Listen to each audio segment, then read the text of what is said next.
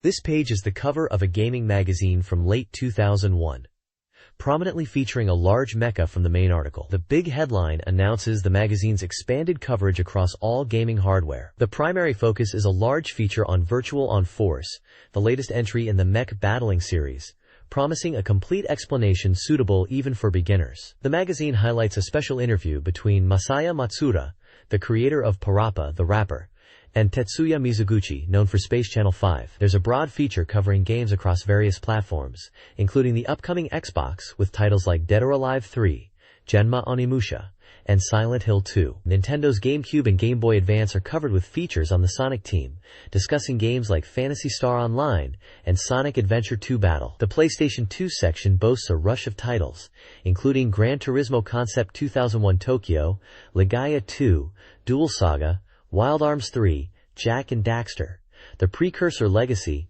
Xenosaga Episode 1, and Grandia Stream. PC games like Empire Earth, Zwei, and Clanad are also featured. There's even a look back at the Dreamcast hit Sakura Wars 3, with an interview with the voice of the protagonist. The cover also mentions reader rankings for games across all hardware, and highlights the imminent US launch of two major consoles, likely referring to the Xbox and GameCube.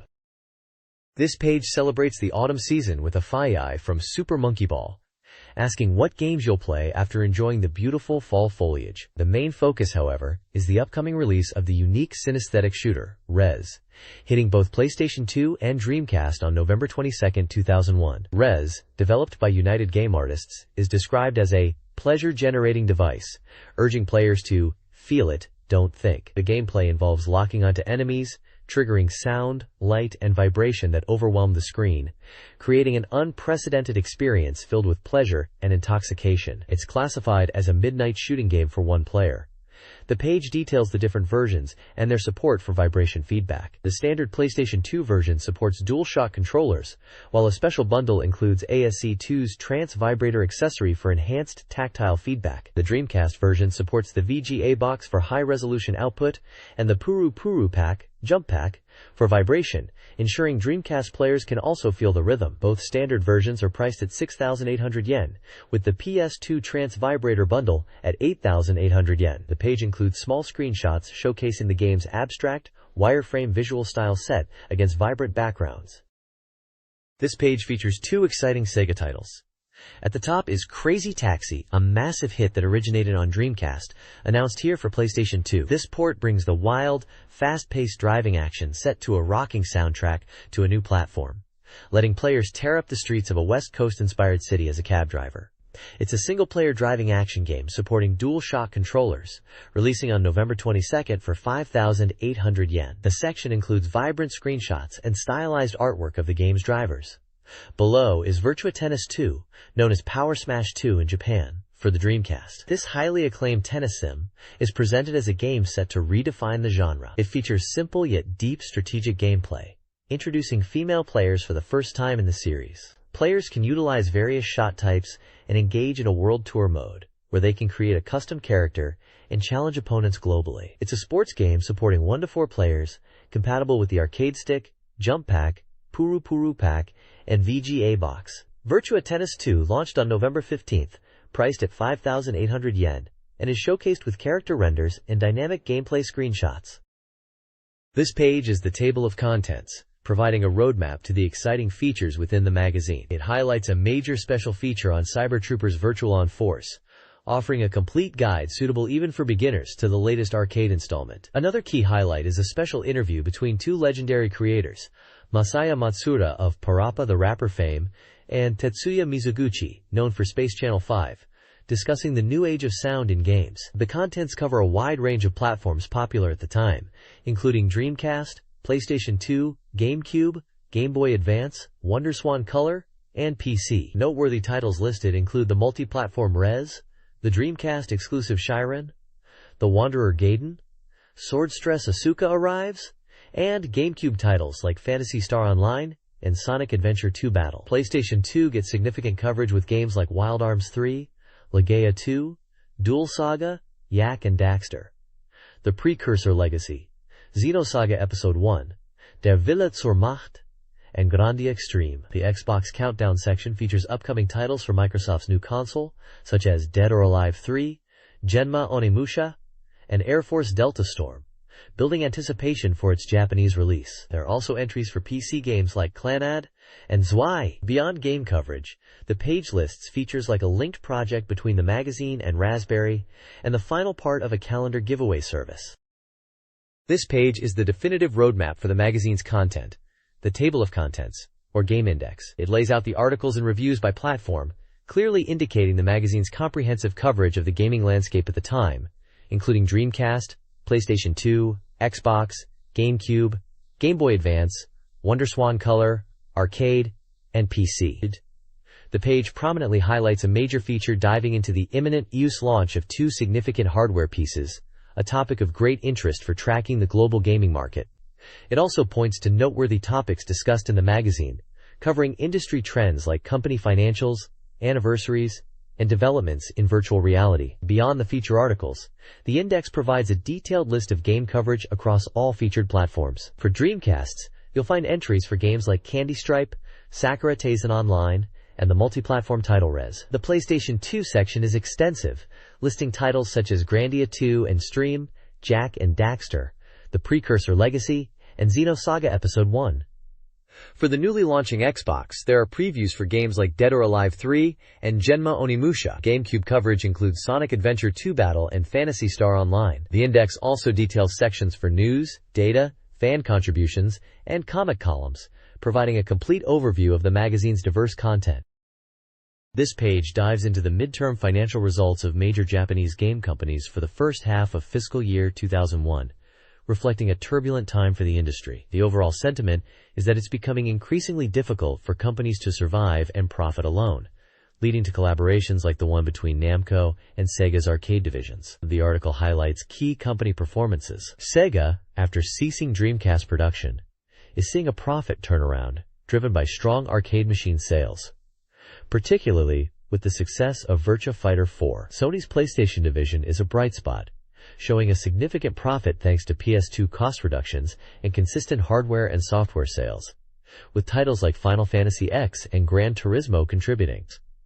Sadly, SNK was unable to complete its reconstruction and declared bankruptcy, bringing an end to its long history, featuring King of Fighters 2001 on the page. Bandai saw steady performance driven by popular character franchises like Digimon and Gundam, though WonderSwan Color struggled. Atlas is performing well in both home console and arcade markets.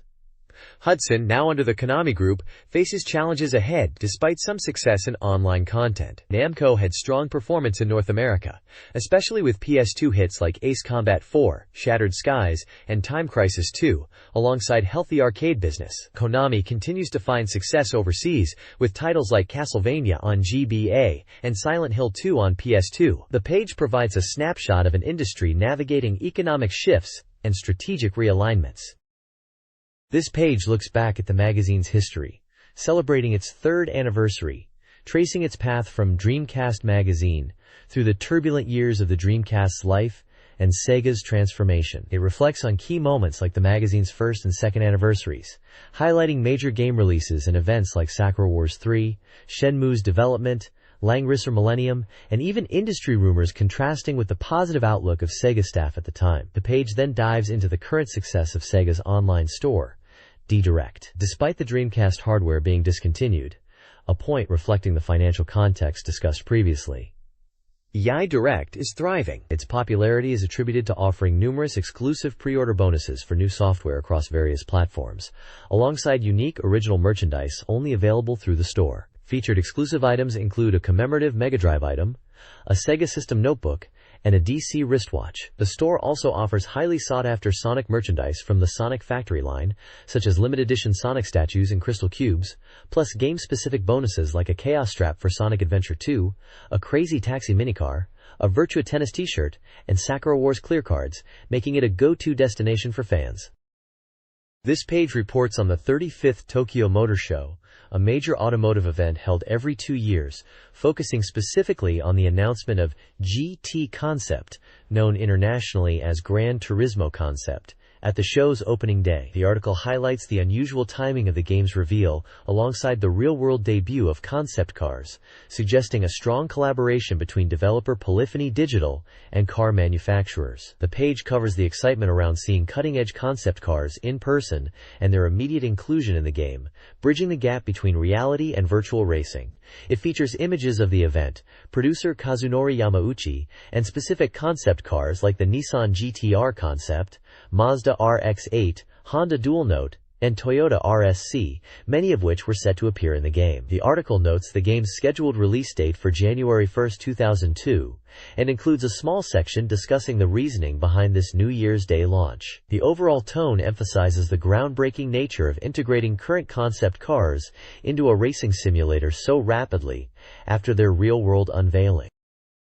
This page continues the coverage of Gran Turismo concept from the Tokyo Motor Show, highlighting the unprecedented support from various car manufacturers. Industry figures, including the game's producer Kazunori Yamauchi and representatives from Nissan and Honda, expressed their excitement about including real concept cars in the game so quickly. The article features a play review of Gran Turismo concept at the show, detailing the experience of racing the GTR concept on the Tokyo Ace 246 track in a 6-player link battle, noting the realism and the fun of competitive multiplayer.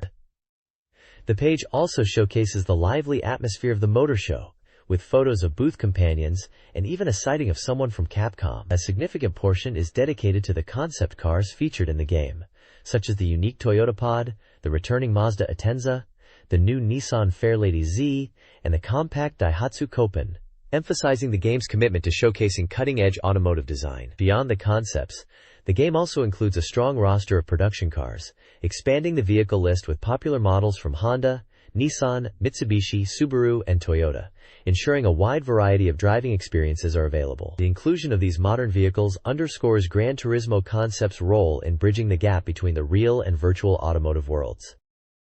This page focuses on Namco's announcement of the ORBS, Over Reality Booster System, cabinet at the AM show, positioning it as a potential new standard for arcade immersive experiences, going beyond traditional virtual reality. The ORBS is a dome-shaped cabinet where the player sits inside a sphere onto which a 360-degree image is projected, creating a feeling of being fully immersed in the game world. The system utilizes what they call the vection effect, where the visual movement on the screen makes the player feel as though their body is moving, even though the cabinet is stationary. This effect is enhanced by the wide, immersive field of view provided by the dome screen. Namco aims to release the cabinet at a relatively low price point, around 2 million yen, making it accessible for general arcade centers. A prototype game, tentatively titled Starblade Blue Planet, was showcased with the ORBS system, fitting the immersive space shooter theme. The article introduces the key development team members from Namco's research department, including the director, hardware/software lead, and visual designer, highlighting that the project team initially came together because of a shared passion for games like Starblade. The developers expressed their hope that O.RBS will become an industry standard. The screenshots shown depict a space shooter game, aligning with the Starblade theme. When playing, the player sits in a seat that slides into the dome, creating a semi-enclosed, exciting environment. This page provides an exciting look at Soul Calibur 2, highlighting the release of a special movie that offered a much clearer view of the game than previous static screenshots. The article emphasizes the anticipation building around the game, noting that while the movie primarily featured previously announced characters and stages, it successfully raised expectations. The approximately 1-minute 40-second movie sequence is broken down with screenshots, showing the game's logo, narration like "Transcending History in the World, a tale of souls and swords, eternally retold," character intros, and dynamic battle scenes between fighters like Nightmare, Ivy, Talim, Mitsurugi, Killick, Sophicia, Astaroth, and Lizardman. 4 distinct stages are showcased and briefly described: an abandoned castle stage, a sacred place stage, a windmill field stage, and an evil shrine stage. The article notes that these stages, along with the game's unique systems, were more clearly visible in the movie. Development is stated to be around 60% complete, with planned releases on PlayStation 2, GameCube, and Xbox using the System 246 arcade board. The reveal of this movie clearly marked a significant step in the game's promotion. This page features the GameSpot Japan news section within Dorimaga, covering game industry news from late October to early November. A major highlight is the Xbox Unleashed event, a continuous 48-hour gaming marathon held in New York and Los Angeles, showcasing launch titles like Halo, Project Gotham Racing, and Dead or Alive 3. Other significant news includes the announcement of a new company, Excite Inc., founded with investment from Sega, SoftBank, and others, aiming to deliver Dreamcast games and other content to 6 via broadband. This strategy would require specific adapters for users to play the DC software, hinting at a future where your PC could potentially run DC titles. A screenshot of Soul Calibur is shown in this section. Capcom announced the development of a PS2 game based on the popular fighting promotion Pride FC, developed by THQ/Anchor, and featuring real fighters like Kazushi Sakuraba. In other news, Uga's Tetsuya Mizoguchi held a talk discussing his rhythm game Riez. Sega's Tokyo Joyopolis amusement park and Namco's Namja Town held a Friendship Sister City ceremony, marking a collaboration between the two park operators. Brief notes also cover Nintendo's positive interim financial results, driven by strong Game Boy Advance and Pokémon software sales, and a character-focused event called Sharf's 2001 Autumn, showcasing various character goods and games, including dating simulations. This page is packed with news and events for Sega fans and gamers. First up, there's an announcement for the second volume of the SegaCon CD series, a compilation of Sega game music chosen by fans. This volume focuses on vocal tracks from Saturn and Dreamcast games, including fan favorites like Dreams, and songs from Sakura Wars. Big news in the fighting game scene is the official Virtua Fighter 4 National Tournament, Fighting New Century, kicking off soon. Qualifiers are happening nationwide in over 900 stores, leading to area tournaments and the grand finals at ZEP Tokyo. The page features a dynamic screenshot of Akira Yuki and Kagemaru in action, highlighting the game's intense combat. Also featured is a massive campaign for the PlayStation 2 title, Jak and Daxter: The Precursor Legacy. A demo disc is being distributed for free at 7,000 stores across Japan, with an incredible 300,000 copies available, giving everyone a chance to try out this highly anticipated platformer. A prominent image of the game's cover art is displayed. The page also rounds up several other upcoming events,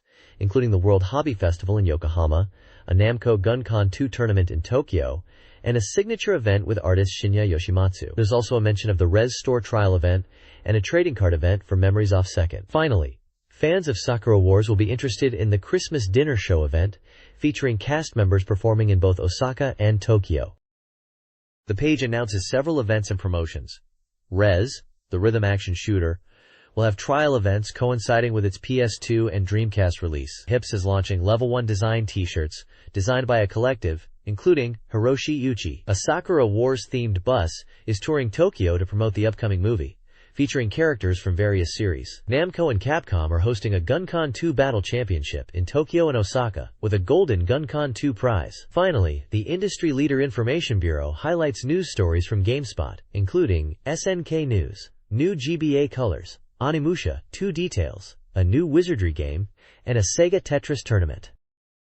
This page covers several event announcements and industry news highlights. Events featured include popular character Toro from Doko Demo Ishio, with a women-only event in Tokyo celebrating the release of Toro and Holiday, and a large festival in Osaka featuring dioramas and goods for sale. Both events drew significant crowds, demonstrating Toshiro's popularity. For competitive gamers, the page announces in-store qualification rounds for the Culdicept Second National Tournament in the Kanto and Tokyo regions, following online qualifiers. Hardware news includes the debut of new black and orange color options for the Game Boy Advance, expanding the console's lineup. The page also notes signing events with artist Akemi Takada, promoting her art book, and voice actor Samsung Yoshimatsu promoting a game. Finally, a summary section provides brief headlines covering recent industry news, touching on titles like Gran Turismo, Silent Hill 2, and new quests for Phantasy Star Online. This page focuses on various game-related announcements. First up, there's news about goods and events for the popular visual novel Memories Off Second. This includes the release of trading cards, a talk event featuring voice actors like Nana Mizuki and Yu Asakawa, and other merchandise. The images show several characters from the game. Next, a book titled Pro Wrestling Super Game Retsuden is highlighted, covering 112 pro wrestling games from Famicom to PlayStation 2. The cover features a dynamic wrestling pose. On the PC front, Sakura Wars 2: Thou Shalt Not Die is coming to the Asian market. The image shows the game's familiar logo. There is also a section detailing presents being offered, including an art book signed by the artist Narunana, and a set of large B2 posters for Sakura Wars 3: Is Paris Burning?, featuring beautiful illustrations. Finally, the page covers new releases in-game music, with a multi-volume collection for the classic RPG series Dragon Quest, spanning titles from the original to Dragon Quest IV. The various CD covers are displayed, noting different console versions included in each release. This page presents the bi-weekly all-platform data station, focusing on the latest software sales rankings across all platforms. The main feature is the top 15 chart for the period of October 15th to October 28th, 2001. Intriguingly, the commentary highlights that a Pachislot simulation game, Jissen Pachisuro Hishuhao, on PlayStation 2, snatched the top spot, pushing aside major new releases like Pikmin, which debuted at number 2 on GameCube. This result is seen as a reflection of the current state of the Japanese game market.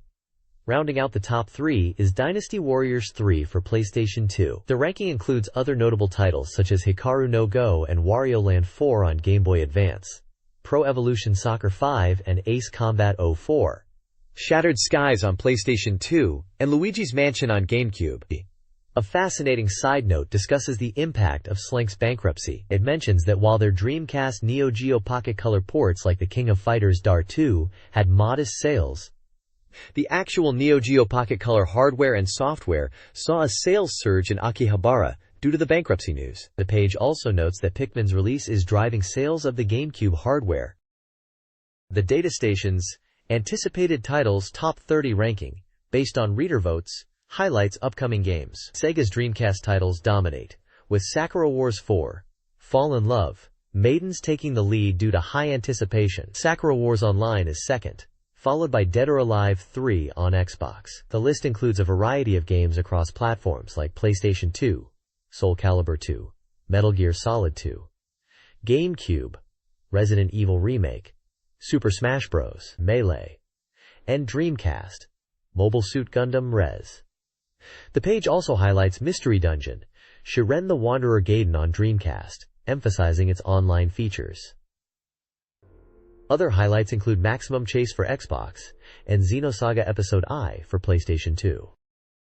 This page dives into the data station, kicking off with reader-submitted rankings for desired game ports across various platforms. Dreamcast fans are wishing for titles like Sister Princess, Knights, and Virtua Fighter 4 to make the jump to their console. Meanwhile, Dreamcast hits like the Sakura Wars series, Shenmue, and Knights are high on the wish lists for PlayStation 2, GameCube, Xbox, and portable systems. It shows a clear appetite for cross-platform releases among players at the time. Further down, the page shifts focus to the arcade scene, presenting a top 15 ranking based on income. Virtua Fighter 4 takes the top spot, reinforcing its massive impact in the arcade space. Other strong performers include Mobile Suit Gundam, Federation vs. Xeon, Tekken 4, and Capcom vs. SNK 2 Millionaire Fighting 2001, showcasing the popularity of fighting and action games in arcades. Finally, the featured titles section highlights upcoming arcade releases with potential home console ports. The King of Fighters 2001 is featured as the start of a new era for the long-running fighting series. Hitmaker's Virtua Tennis 2 is also spotlighted, confirming its arcade release and the exciting news that a Dreamcast version is coming soon, which was fantastic news for DC owners craving more high-quality sports titles. Screenshots for both titles give a glimpse of the action players could look forward to. This page continues the data station, presenting comprehensive software release schedules for various platforms. It starts with the Dreamcast itself, listing upcoming titles, including notable ones like Power Smash 2, Virtua Tennis 2, Rez, and various entries in the popular Sakura Taisen series. There's also a segment discussing emulator performance, specifically mentioning the Bleem for Dreamcast software and commenting that its image quality is better than the original PlayStation, but the core issues mean it's less needed now, suggesting DC needs new content instead. The page then covers release schedules for Nintendo GameCube, Xbox, PC, and Game Boy Advance, providing lists of games planned for release or currently undated. Significantly, there's a large section dedicated to titles Sega is supplying to other hardware, focusing heavily on the PlayStation 2. This confirms Sega's growing multi-platform strategy, listing major Dreamcast hits like Crazy Taxi, Rez, and Virtua Fighter 4, among others, slated for release on PS2. Finally, the page features a look at the PlayStation 2's impressive performance, highlighting its significant production and sales numbers. It notes the shift towards software sales driving the market and includes screenshots of characters, underscoring the console's dominance, and the exciting lineup of games becoming available, many now supplied by Sega. It also briefly includes a glossary of game genres and details on Dreamcast peripheral compatibility. This page continues the data station format, offering release schedules for various games, but shifts its focus significantly to the PlayStation platform. While the previous page highlighted the PS2's market position, this page details the original PlayStation hardware itself, including its price and bundled items for the PS1 model. Below this, it lists upcoming releases for the PlayStation, primarily focusing on budget re-releases under the PS1 Books label, scheduled for October 2001. The larger columns of data continue listing games with release dates, manufacturers, prices, genres, and notes. These tables appear to cover a mix of platforms discussed previously, including likely PS2 titles like Kingdom Hearts and Soul Calibur 2, and possibly titles for other systems like Gran Turismo Concept and Sonic Advance. Continuing the multi-platform overview before settling into the detailed PlayStation section.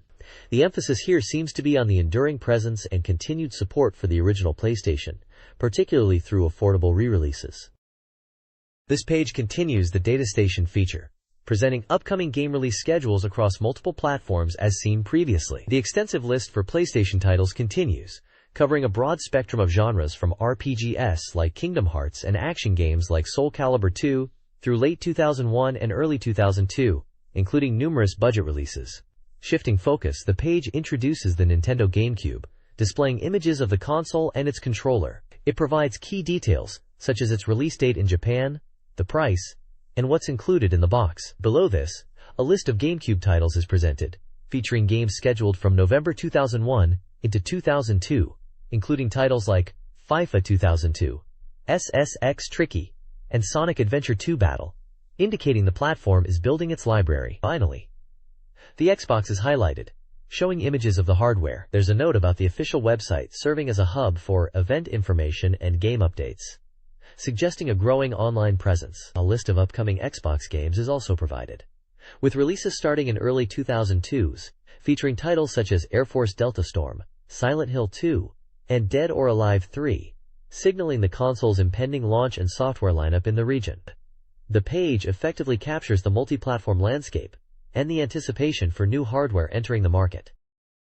This page continues the extensive data station feature, shifting focus to the handheld console landscape with detailed release schedules for the Game Boy Advance, Game Boy Color, and WonderSwan Color. The Game Boy Advance section dominates the page, presenting a substantial list of upcoming titles slated from late 2001 and stretching into 2002 and beyond. It features a diverse lineup covering various genres, including well-known franchises like Pac-Man Collection, the Street Fighter Alpha series, Super Mario Advance titles, Metroid Fusion, the critically acclaimed Golden Sun, Final Fantasy Tactics Advance, and Sonic Advance. This list clearly shows the strong support the Game Boy Advance was receiving, building a robust library for the popular handheld. The Game Boy Color section is much shorter, highlighting just a few specific games scheduled for release in late 2001. Finally, the WonderSwan Color is featured, showing the console alongside a list of its own upcoming games. This section includes titles like Final Lap Special, Harry Potter and the Sorcerer's Stone, Kid Kuroun no Crazy Chase,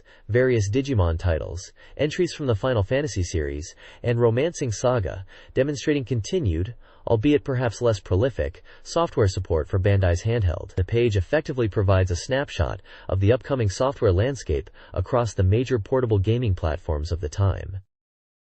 This page presents the results of the Reader's Race Poll, where readers voted for the most interesting game software across all consoles. The main feature is a ranking based on reader votes and average scores. Topping the list this time is Kizuna, Rebirth of the Eternal Bond for the Dreamcast, an adventure game. The ranking includes a mix of Dreamcast titles like Never 7, The End of Infinity, Canon, Air, Sakura Wars 3, Skies of Arcadia, Phantasy Star Online Version 2, and the Shenmue series. Other consoles are represented with games such as Missing Blue and Dynasty Warriors 3 on PlayStation 2, Gun Parade March and Furaiki on PlayStation, Mystery Dungeon, Shiren the Wanderer GB2 on Game Boy Color, and Super Monkey Ball on GameCube. Rated reviews offer glimpses into reader opinions. Missing Blue, PS2, is praised for its storytelling and world-building. Super Monkey Ball, GC, is highlighted as an accessible party game, even for newcomers. The section also introduces new contenders entering the race, including Super Monkey Ball and Tactics Ogre.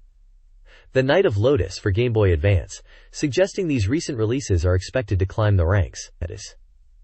The editors note that the top spot has changed each time, keeping the competition exciting, especially with new titles entering the mix.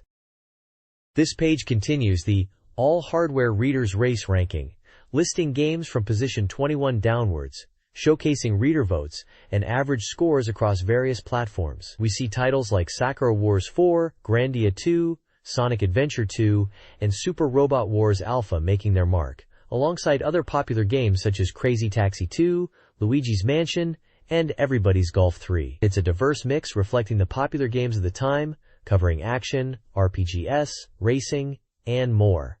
Below the main list, we get a closer look at some recent releases. Pikmin on GameCube is highlighted, with a reader commenting on the adorable nature of the titular characters and finding the game enjoyable despite its simplicity. Also featured are the Dreamcast visual novels D+ Vine and Tentama First Sunnyside, where readers share their thoughts on the gameplay, characters, and system mechanics, noting both highlights and areas for improvement. Finally, there's a tease for the next page, which will exclusively reveal the cumulative ranking for Dreamcast games.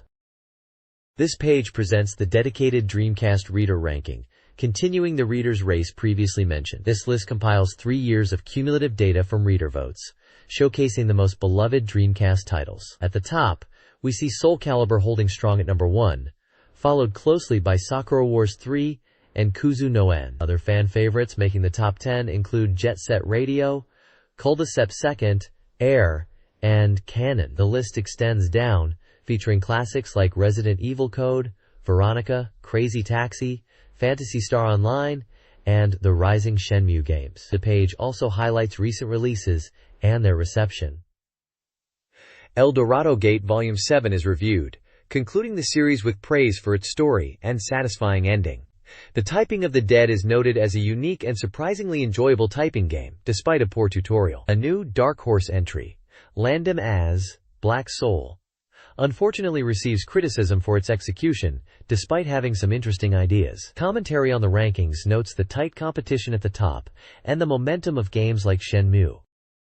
This page puts a spotlight on the visual novel Air, developed by Key and published on Dreamcast by NEC Interchannel.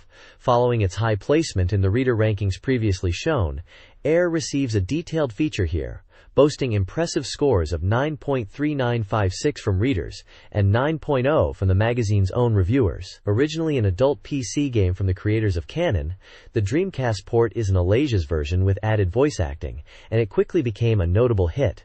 The article introduces the game's premise, where the protagonist, a traveling puppeteer, meets 3 mysterious girls during a summer journey in a seaside town, setting the stage for an emotional story. Further analysis delves deep into the game's themes, connecting them to Japanese folklore, specifically the legend of Yaobikuni and the historical concept of people of the path, transient individuals with unique skills. It discusses how Air explores ideas of family, system, and existence through these cultural lenses. The page features beautiful character art and a screenshot from the game. On the right is a continuation of the comprehensive Dreamcast software ranking list, detailing numerous titles and their scores. This page continues the comprehensive Dreamcast software ranking list, showing numerous titles ranked by readers, their previous and current positions, genres, and scores. The list spans 3 columns, showcasing a wide variety of games. The text at the bottom likely discusses the ranking process or provides a teaser for the next issue. This page continues the reader-voted software ranking, extending the comprehensive list from the previous page. Beyond the pure data, there's fascinating commentary on the movement within the lower ranks, discussing games like the fighting title Capcom vs. SNK 2, the strategy game Advance Wars 2001, and even highlighting the surprising ascent of Gakyu-o Yamazaki, proving even lower-ranked titles can shake things up. The magazine is running a reader race event, allowing fans to vote for their favorite software released within the last 2 years, via postcard or online. There's a section dedicated to reader voices, sharing opinions ranging from wishing for a fully loaded console to impressions on recent releases like Propeller Arena and the mysterious game Q. Readers are also invited to play prediction games for a chance to win. One challenge involves guessing the debut rank of highly anticipated new software, including the GameCube's massive fighting game Super Smash Bros. Melee. Another asks readers to predict the average score, or odds, for upcoming releases like the critically acclaimed rhythm action game Rez. The page encourages voting for games that haven't yet received enough attention to be ranked, effectively putting the power in the reader's hands to shine a spotlight on their hidden gems. There's also a mention of prize winners from a recent drawing, showcasing lucky participants who snagged a game and a special phone card. Voting is open until November 21st for this issue's poll.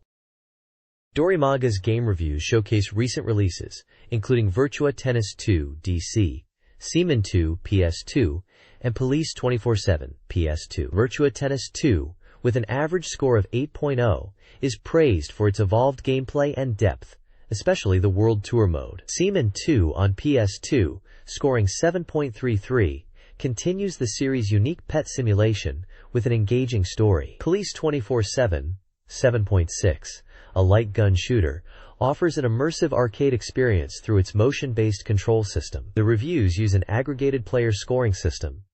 The page also includes a platform release overview.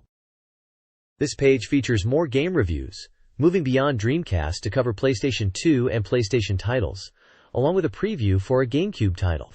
First up is Seiji no Mikata on PS2, an adventure game centered around a Japanese superhero theme, complete with screenshots showing character interactions and action sequences. Reviewers note its unique parody style and humor, though some felt the character interactions could be better.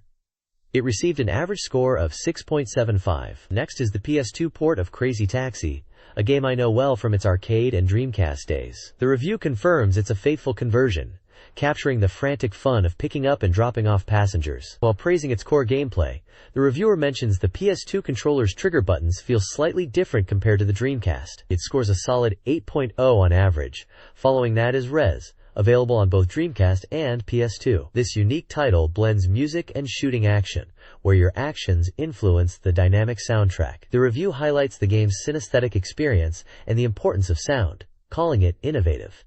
It averages a score of 7.2. Finally, Mr. Driller Great on PlayStation receives a review. This puzzle game, a sequel to the original Mr. Driller, expands on the core digging gameplay with new modes and more characters, offering familiar yet fresh challenges.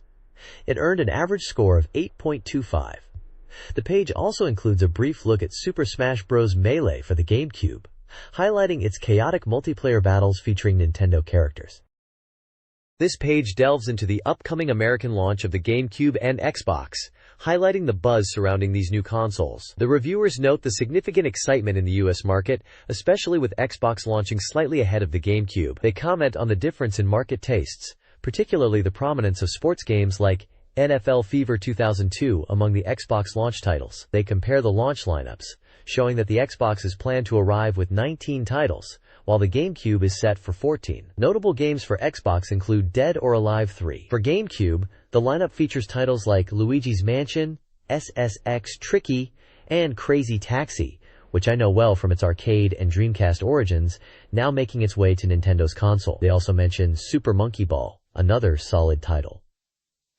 The reviewers find the focus on certain genres in the ORIAS lineup, different from Japanese preferences, quite interesting. Overall, it paints a picture of the competitive landscape as these new machines hit the crucial American market. Overseas game journalist Christoph Kagotani discusses the Western game market, emphasizing the popularity of action shooting games and sports titles like NFL, NBA, and Gran Turismo 3. America is the dominant market. Console positioning differs, with GameCube for general gamers and Xbox targeting PC users.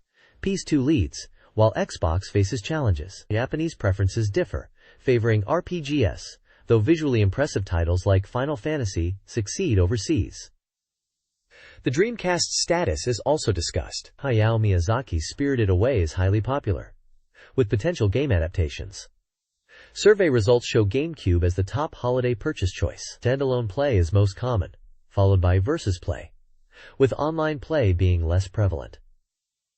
The console war overseas is centered around software quality and appeal. This page features the second phase of a joint reader service project between Dorimaga and Raspberry magazines. It's the third installment over 4 consecutive issues. This service offers readers a chance to acquire various exclusive items related to popular anime and games. The lineup includes items like a telecard featuring Mahoro from the anime Mahoromatic, a telecard for the popular PC game Green Green, original artwork inspired by Lovers, and character art by Akio Watanabe, known for designs in series like Soul Taker and Nurse Witch Komugi. Another telecard features Yomiko Reedman from the ROD OVA series. Additionally, 2 compilation books are offered, one collecting Guru Guru creature features from Dorimaga, and another compiling game reviews by the mascot character, Dora-chan, from the magazine's 2001 summer special issue. Readers can apply by using a special form bound into the magazine, selecting one desired item, and paying a fee of 800 yen plus transfer costs at the post office. Shipping for the items is scheduled to begin from mid-January 2002. The next page showcases more of the reader service items available, primarily featuring telecards with various game and anime artwork. We see items representing a variety of titles. Item number 8 features original art titled Iruero de Suku Suku. Item number 9 offers a telecard with a magical girl from Game Tora no Ana.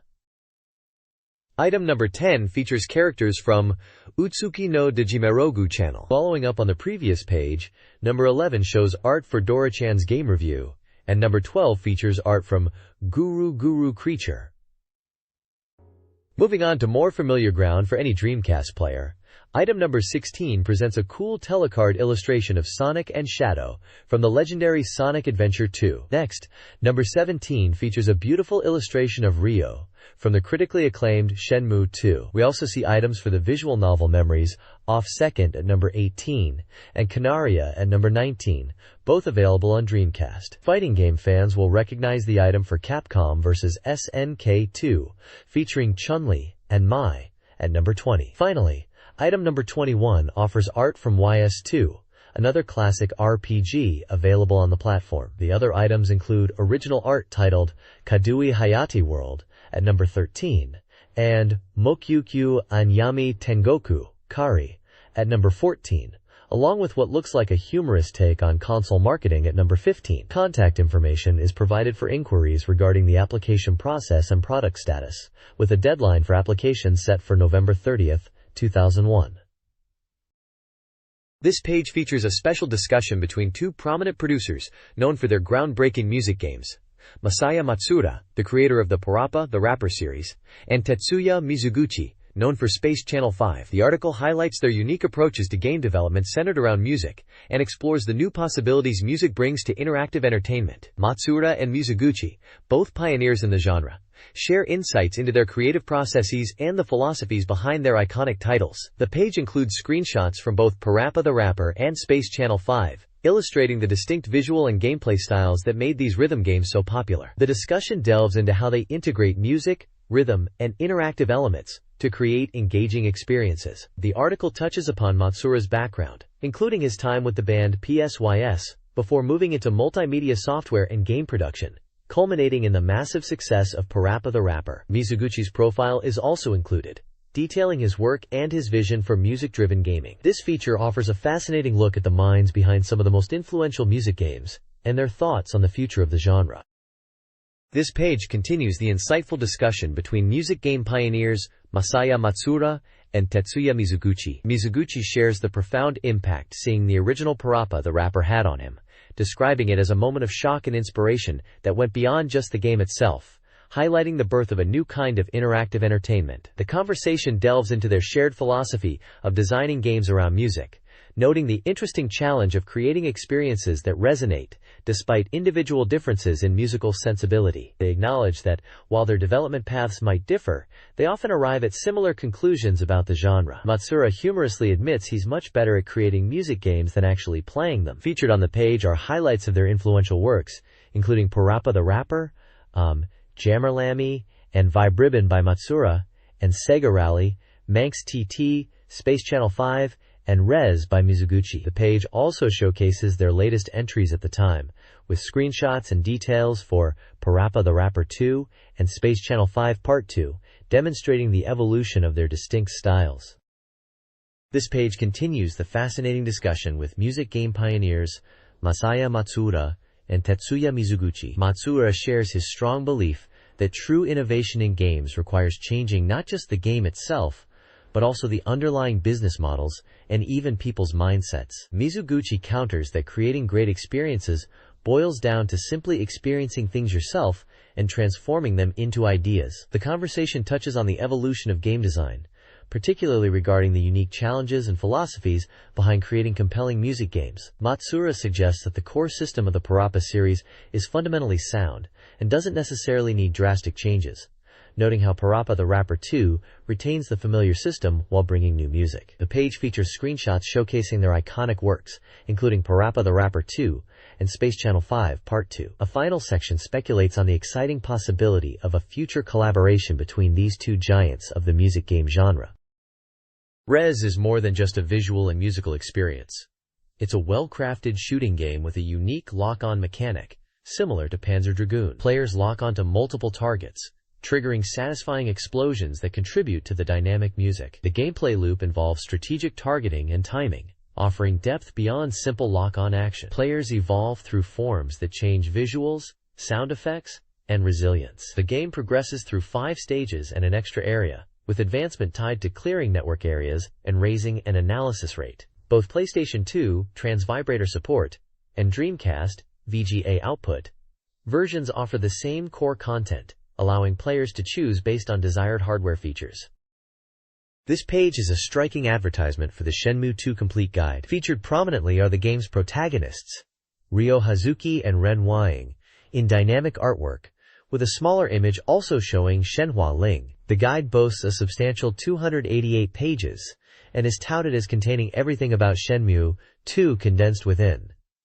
It highlights key features for players navigating the expansive world, including a vital fold-out map to prevent getting lost, detailed maps covering specific areas, comprehensive walkthroughs covering the main storyline and side quests, revelations about all minigames and items, and crucial data on all combat techniques and strategies for winning every fight. This looks like an essential resource for any fan looking to fully master Ryo's journey through Hong Kong and Kowloon. The bottom section provides standard publishing details for SoftBank publishing and pricing information. This page kicks off a special report with a dynamic illustration depicting anthropomorphized game consoles locked in a fierce battle. The main headline screams, "Dorimaga Special Report, Burning! All Hardware Great Decisive Battle!" Quote, perfectly capturing the intense competition between the major platforms at the time. The characters clearly represent the Dreamcast, PlayStation 2, GameCube, and Xbox, ready to duke it out. The content listed below highlights the feature's focus, promising a look at games across these competing systems, framed as the 2001 year-end Great Decisive Battle. The table of contents is broken down by platform, covering upcoming and recently released titles. The Dreamcast section includes games like Missing Parts, The Tante Stories, and Virtua Tennis 2. The GameCube and Game Boy Advance section focuses on Sonic Team, featuring Phantasy Star Online, Sonic Adventure 2 Battle, and Sonic Advance. The Xbox lineup includes heavy hitters like Dead or Alive 3, Genma Onimusha, and Silent Hill 2. Finally, the PlayStation 2 section covers major Sony computer entertainment titles, such as Wild Arms 3 and Jak and Daxter, the Precursor Legacy, among others. This page sets the stage for an in-depth look at the key games driving the console war heading into the holiday season. This page features a special report on the Dreamcast adventure game, Missing Parts, The Tante Stories. The headline proclaims, "Reasoning, it's a challenge to your own brain," highlighting the game's puzzle-solving focus. The page showcases the game's title prominently, along with the tagline, "Supreme Serial Suspense." Character portraits depicting individuals with varying expressions of surprise and concern are displayed, giving a sense of the game's dramatic narrative. Screenshots show environments like a cozy house exterior and an office interior, hinting at the locations the investigation will take place. This episodic adventure game, released on January 17, 2002, puts players in the role of a detective unraveling mysteries across a 6-part story, with this release covering the first 2 episodes. The text emphasizes the game's accessibility, engaging suspense, and the appeal of its characters, positioning it as an experience only available on DC. This page delves into the gameplay systems of Missing Parts, the Tante stories, emphasizing its simple design while focusing on crucial elements like movement, searching, and on-site verification. The core loop is presented as a daily cycle. Start from home, move to locations for investigation and interviewing, return home, and exchange emails. The text highlights that successful investigation relies on thorough observation and careful questioning. Key characters are also introduced. Narumi Kyosuke, the detective agency's representative, sometimes joins the investigation, providing a learning opportunity for her as she has no prior detective knowledge. Tsukishima Narumi is described as a reliable woman who can be helpful. A screenshot shows her examining an object, suggesting her expertise with old items is valuable. The investigation process involves gathering information by interviewing people related to the case, expanding the search area as new leads emerge. Verifying testimonies is critical, using collected information to confirm or contradict statements and build a clear picture of the incident. At crime scenes, players use a special tool to meticulously examine details and uncover clues. Finally, email exchanges at home, mostly casual but sometimes work-related, serve as a way to unwind and occasionally receive important contacts. The page conveys that success hinges on sharp reasoning and attention to detail, encouraging players to delve deep into the mysteries. This page continues the coverage of Missing Parts, the Tante stories, focusing on the first episode and behind-the-scenes details. Chapter 1, titled The Silent Music Box, kicks off the mystery with siblings staying at a wealthy family's house being attacked, leading our detective protagonist into the case. Just as things calm down, a new murder occurs, plunging the investigation into the complex human relationships within the affluent family. The development staff Q and Ashuki with the scriptwriter, Yuki Nishinomiya, reveals the series is planned for a total of 6 episodes, with plots already completed. The writer aimed for a realistic feel in character dialogue, stating this came naturally rather than through conscious effort. Nishinomiya cites favorite mystery authors like Ellery Queen and Seishi Yokomizo, though notes this work's style differs significantly. The overarching theme seems to be a recursive mystery, a nightmare murder game, where solving one puzzle leads to another. The page also introduces several recurring side characters appearing in the first 2 episodes, including Nanako Kamoi, a high schooler working at a tea shop frequented by the protagonist, and Kikuzu, Narumi's guardian. Members of the central Kihara family, such as Ryoichi, Mitsuru, and Kazue, are also detailed, hinting at their roles in the unfolding events. Several screenshots show characters interacting, providing glimpses into the narrative's presentation. The Red Cameo, the second episode of Missing Parts, the Tante stories, explores the entertainment industry after a popular idol candidate, Miyuki Kasugano, is found dead, seemingly by suicide. The detectives, Yutaka Himuro and Naoji Morikawa, investigate SL Agency, uncovering secrets within the idol world. Key characters include idol candidates Asuka and Sanae Futatsuka, agency heads Junji Tachibana and Satoru Kameyama, bar owner Kaoru Yaejima, and the legal team of Kuki Manabe and Risa Ogawa. The investigation highlights the industry's harsh realities. The page also features a Q&A with character designer Daisaku Kishigami, discussing character design challenges, particularly for young women, and how visual design aims to convey personality. Despite ongoing work, the team aims to create an engaging game, drawing on experience from past titles. This page features a special report on the popular Mystery Dungeon series finally coming to the Dreamcast with Mystery Dungeon. Shirin the Wanderer Gaiden, swordswoman Asuka arrives. Known as the RPG you can play 1,000 times, this turn-based tactical dungeon crawler challenges players to think strategically, much like a game of shogi, as both the player and monsters move with each action. The game stars Asuka, a character previously a companion, now taking the lead role in a completely original story. The scenario delves into an incident in Izayoi Village, hinting at the involvement of ninjas from Koga Village. You'll encounter new characters like Jinpachi and the young girl Minamo, as Asuka investigates the strange events. Screenshots showcase the game's isometric perspective in both outdoor and indoor dungeon environments. Unlike traditional RPGs, the focus here is less on character level and more on the player's skill and tactical decision-making within the randomly generated dungeons, which is the core appeal of the series. The game was slated for a December 20th release and was near completion at the time. This page delves deeper into the new features found in Mystery Dungeon. Shirin the Wanderer Gaiden, Swordswoman Asuka arrives. A significant addition is the Eleki box, an item that, when used, summons a mechanical creature to fight alongside Asuka. Much like capturing monsters in Shiren 2, this robot ally provides valuable support, though it has its own HP and becomes unusable if defeated until it recovers. You can acquire these helpful companions at a shop called Karakuya.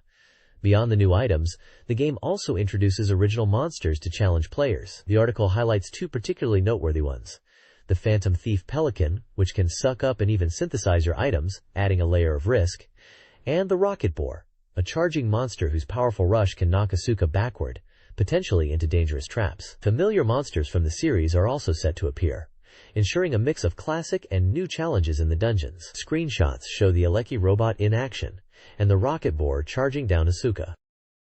This page continues the deep dive into the exciting new features packed into Mystery Dungeon. Shiren the Wanderer Gaiden, Swordswoman Asuka arrives. For Dreamcast, while the previous page highlighted major additions like the Elefeki box and new monsters, this page focuses on the finer details that hardcore fans will appreciate. One significant area of improvement is the equipment. Beyond standard gear, the game introduces items with unique properties and appearances, like a purely decorative shield for those who prioritize style, or a fan that doubles as a weapon. There's even a bamboo sword of tenacity that apparently grows stronger with use, and a belly shield that recovers fullness when struck, adding strategic depth to item management. Companions are back, but this time, you get to choose. You can adventure alongside either Heiji the Kappa or Kihachi the Frog. The article notes that you can only bring one at a time, and their differing characteristics mean your choice could significantly impact your playstyle. A network feature is also detailed, confirming a rescue system similar to the one found in the Game Boy 2 release. If you fall in the dungeon, another player can come to your aid, allowing you to continue your adventure without losing all your gear. A massive relief in the challenging Shiren series. Finally, shields can now be forged at the blacksmith, adding a much-needed way to strengthen your defensive items alongside weapons. It's clear the developers listened to player feedback and added enhancements across the board. This page dives deep into the exciting new elements of Phantasy Star Online for the Nintendo GameCube. Fresh off their reveal at the Tokyo Game Show, the game leverages the GameCube's hardware to introduce highly anticipated features like new characters, stages, and bosses, building upon the beloved online RPG experience. At the TGS Sega booth, both the GameCube and PC versions were available for hands-on play, showcasing 4-player gameplay and brand new environments. Key figures from Sonic Team, including the head of the studio and the game's designer, appeared on stage to detail the numerous enhancements coming to the GameCube version and even announced the Xbox release. The highlight is the introduction of new playable characters, with the page featuring Ramaral, a human female ranger. Her design is showcased, emphasizing a combat-ready, army-style costume fitting for exploration. While her HP might be lower, her stats are speculated to lean towards high technique or evasion, offering a distinct playstyle option. Screenshots display in-game action, the UI, and a new enemy type, the Yule Gibbon. It's clear Sonic Team is putting their full effort into developing the GC version, promising significant evolution for Phantasy Star Online on this new platform. Phantasy Star Online for GameCube introduces the Deep Forest, a visually enhanced jungle stage boasting coastlines, thick woods, and waterfalls, showcasing the console's graphical capabilities with swaying leaves and detailed environments. This version incorporates significant elevation changes, influencing combat strategies and requiring players to adapt tactics. Enemy variety is enhanced, blending different enemy types and introducing new, GameCube-exclusive foes, including an invisible enemy. A new playable character, Hookah-Seal, a female android hunter with a kunoichi design, is revealed, possibly featuring higher defense and customization options. Sonic Team confirms their focus on detailed stage design and plans for more new stages, along with numerous new enemy types. This page introduces the formidable new boss for the Deep Forest stage in Phantasy Star Online on GameCube, the Gargraphon. This immense bird-like creature boasts a massive head and 2 large horns, creating a truly imposing presence, emphasized by powerful visual effects like blur. The boss is described as being incredibly large in practice, as seen in the screenshots. The article then touches on the Gargraphon's attacks, noting that it unleashes shockwaves and tornado attacks. Interestingly, these tornado attacks can appear as multiple enemy shadows on the radar, adding another layer of challenge. A significant new feature for the GameCube version is previewed, a combined keyboard controller. This innovative device integrates the game controller and a keyboard, making online play much more convenient for typing messages and character control without needing to switch devices. It's designed for ease of use, whether held, placed on your lap, or on a table. Finally, a new playable character, Fomarl, is unveiled. She is a female human of the Force class, anticipated to be a crucial presence for recovery, attack support, and defense. Described as wrapped in a mysterious costume, her cool and elegant appearance and role as a magic user are highlighted, suggesting she'll likely be popular among female players. This page features a preview of upcoming Sonic games on Game Boy Advance and GameCube, highlighting the return of classic characters and gameplay styles. Headlining the page is Sonic Advance for the GBA, presented as a return to the series' roots with fast-paced 2D action. It aims to evoke the nostalgia of the original Sonic games, while introducing new elements. Screenshots show Sonic racing through familiar Green Hill Zone-like environments, suggesting a focus on classic platforming and speed. The article mentions Sonic, Tails, and other friends are featured, and the game's release details are provided, including its expected launch date in December 2001 and price. Dr. Eggman is also mentioned, confirming his role as the central antagonist once again, pursuing the Chaos Emeralds and transforming animals into robots to build his empire. A screenshot shows one of his large mechanical contraptions. The page also covers Sonic Adventure 2 Battle for the GameCube, emphasizing its robust battle mode. This version builds upon the Dreamcast original, bringing back characters for enhanced versus gameplay with new characteristics. A significant addition is the KO Karate minigame, where player-raised KO competes, supported by player actions. Screenshots display characters like Sonic, Shadow, Tails, Knuckles, and Rouge, along with a scene from the KO Karate minigame. Release information for the GameCube title is also included. This page focuses on characters from Sonic Advance and Sonic Adventure 2 Battle. Sonic Advance highlights Sonic's speed and new moves, Tails' flight and swimming, Knuckles' combat skills, and Amy Rose's hammer attacks.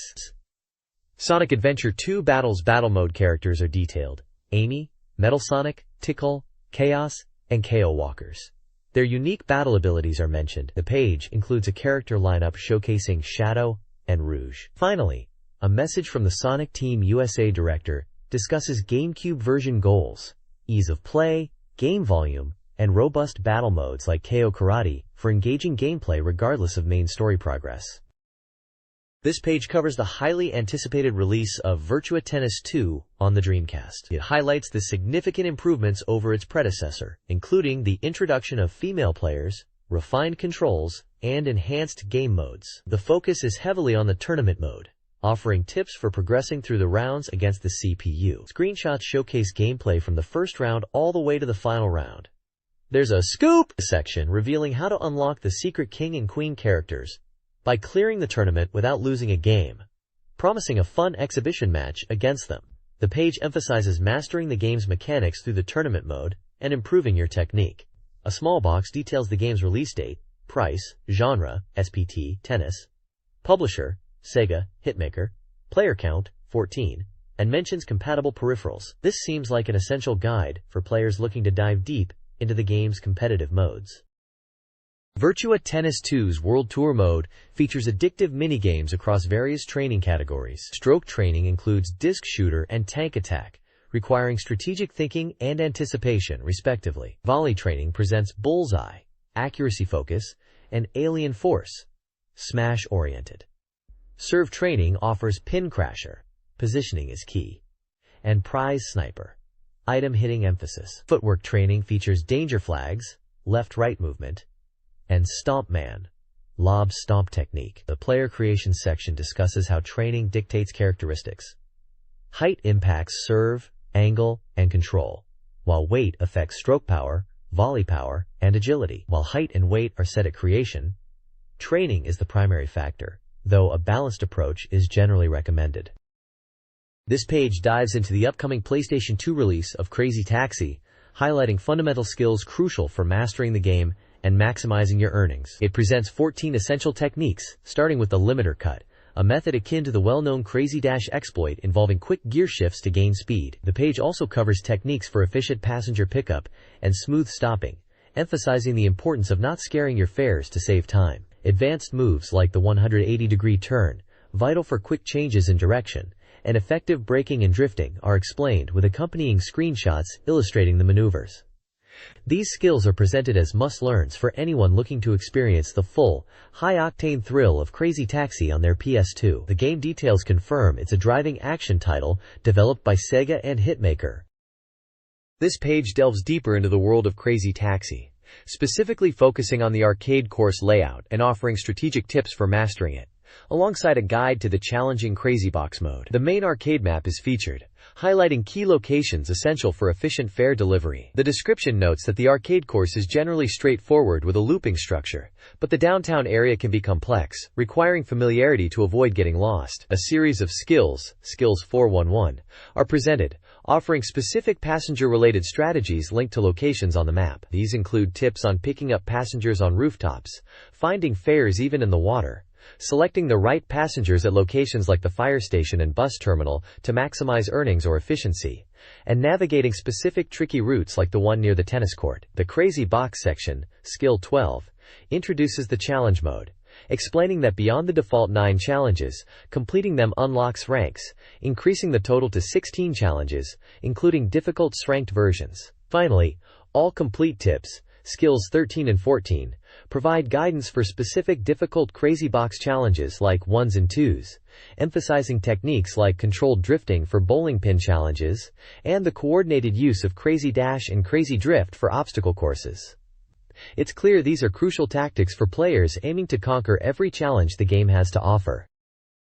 This page kicks off the Countdown official Microsoft series, leading up to the Japanese Xbox launch. This installment features the first interview, speaking with Isao Murayama from Microsoft's Xbox division about game development. The focus is primarily on the Xbox title Tenku Freestyle Snowboarding. Murayama discusses the meticulous process of localizing games for the Japanese market, going beyond just translation to adjust difficulty, gameplay feel, and system nuances to better suit Japanese player preferences. They emphasize that this is a thorough effort to ensure the games are easy for Japanese players to pick up and enjoy. He specifically mentions gathering feedback on Tenku Freestyle Snowboarding at the Tokyo Game Show, noting that the adjusted lower difficulty version was well received, especially by younger players. Screenshots highlight the game's visual style and gameplay, showing players performing aerial tricks, grinding rails, and utilizing features in the environment, suggesting a focus on freedom and creativity in riding. The captions reinforce this, talking about enjoying the expansive scenery and the potential for players to invent new techniques. Overall, the page provides insight into Microsoft's efforts to tailor their launch titles for the Japanese market, and introduces Tenku Freestyle Snowboarding as a key title. This page continues the Xbox Countdown series, focusing on the upcoming Japanese launch. The feature includes an interview with Kaori Fukano from Microsoft's Xbox division, who comments that Tenku Freestyle Snowboarding is a game you can truly get self-absorbed in. The main text dives deeper into Tenku Freestyle Snowboarding, highlighting the game's emphasis on freedom of movement that will satisfy seasoned snowboarders. It discusses the open nature of the environments, allowing players to ride anywhere and enjoy the vast scenery, contrasting this with traditional snowboarding games focused on fixed courses or scoring tricks for points or time. The detailed world, including hidden streams and cabins, is mentioned as enhancing the immersive experience. Screenshots showcase the gameplay, featuring aerial jumps, grinding, and exploring the slopes. A separate news blurb announces that the new Z-Car will appear in Maximum Chase. Finally, an information panel titled Dorimaga Special Report Xbox provides details on Tenku Freestyle Snowboarding, listing its genre as snowboarding action, publisher as Microsoft, and noting its completion status is currently 80%. It confirms it's a single-player game on one disc. This page continues the Xbox Special Report, focusing on the upcoming fighting game, Dead or Alive 3. The main feature provides an in-depth look at the game's stages, showcasing the unique Aqua Palace environment. This underwater stage is described as a 360-degree panoramic setting, ideal for tag battles, notable for its realistic fish and even the appearance of swimmers. Producer Itagaki shares his thoughts on the Aqua Palace, revealing the theme is tropical fish and swimsuit older sisters, and recounting the internal discussion about including swimsuit characters. The page also includes key details for Dead or Alive 3, such as publisher Tecmo, the fighting genre, and the status of the NES version being complete, while the Japanese version is still in early development. A stage evaluation system is introduced, rating stages on factors like environmental danger and complexity, providing further insight into the game's design. Dead or Alive 3 boasts diverse and visually impressive stages. The Ice Cave offers a slippery battleground with breakable ice pillars. The beach provides a tropical setting with a slip hazard and falling coconuts. The X-Octagon features an electrified wire mesh fence delivering electric shocks. Producer Itagaki praises the environmental detail and interaction of each stage, highlighting their technical achievements. The article celebrates the E2S version's completion, introducing all 14 stages with Itagaki's 5-star evaluations, considering factors like seriousness, technology, and danger. Screenshots showcase characters like Bayman, Base, and Helena in action across these dynamic locations. This page highlights 2 more dynamic stages in Dead or Alive 3. First up is the Lorelei stage, a floating castle set against a moonlit night sky, which was featured in a movie shown in the previous issue, where Christy and Helena conversed. This impressive stage boasts a 5-layer structure, and each layer is quite spacious, making falls to the very bottom layer uncommon during a match. Be cautious near walls, as even the stone barriers can crumble from impacts due to the castle's age. The stage's concept is Castle and Woman on a Moonlit Night, a scale that director Itagaki humorously describes as almost excessive, but something he wanted to achieve. The second stage showcased is the Doatech Hong Kong branch, a stage with a striking duality of beauty and ugliness. The exterior presents a vibrant Hong Kong street scene, illuminated by a sea of beautiful neon lights. However, hidden beneath the surface is a sinister biological experiment facility. This stage features a 3-layer structure with danger systems including falls, collisions with neon signs, and electric shocks in the biolab section. Interestingly, when opponents are knocked out towards the front, they can shatter glass and fall through the street neon. In the biolab, a tank in the background seemingly contains Kasumi Alpha, speculated to be a human test subject.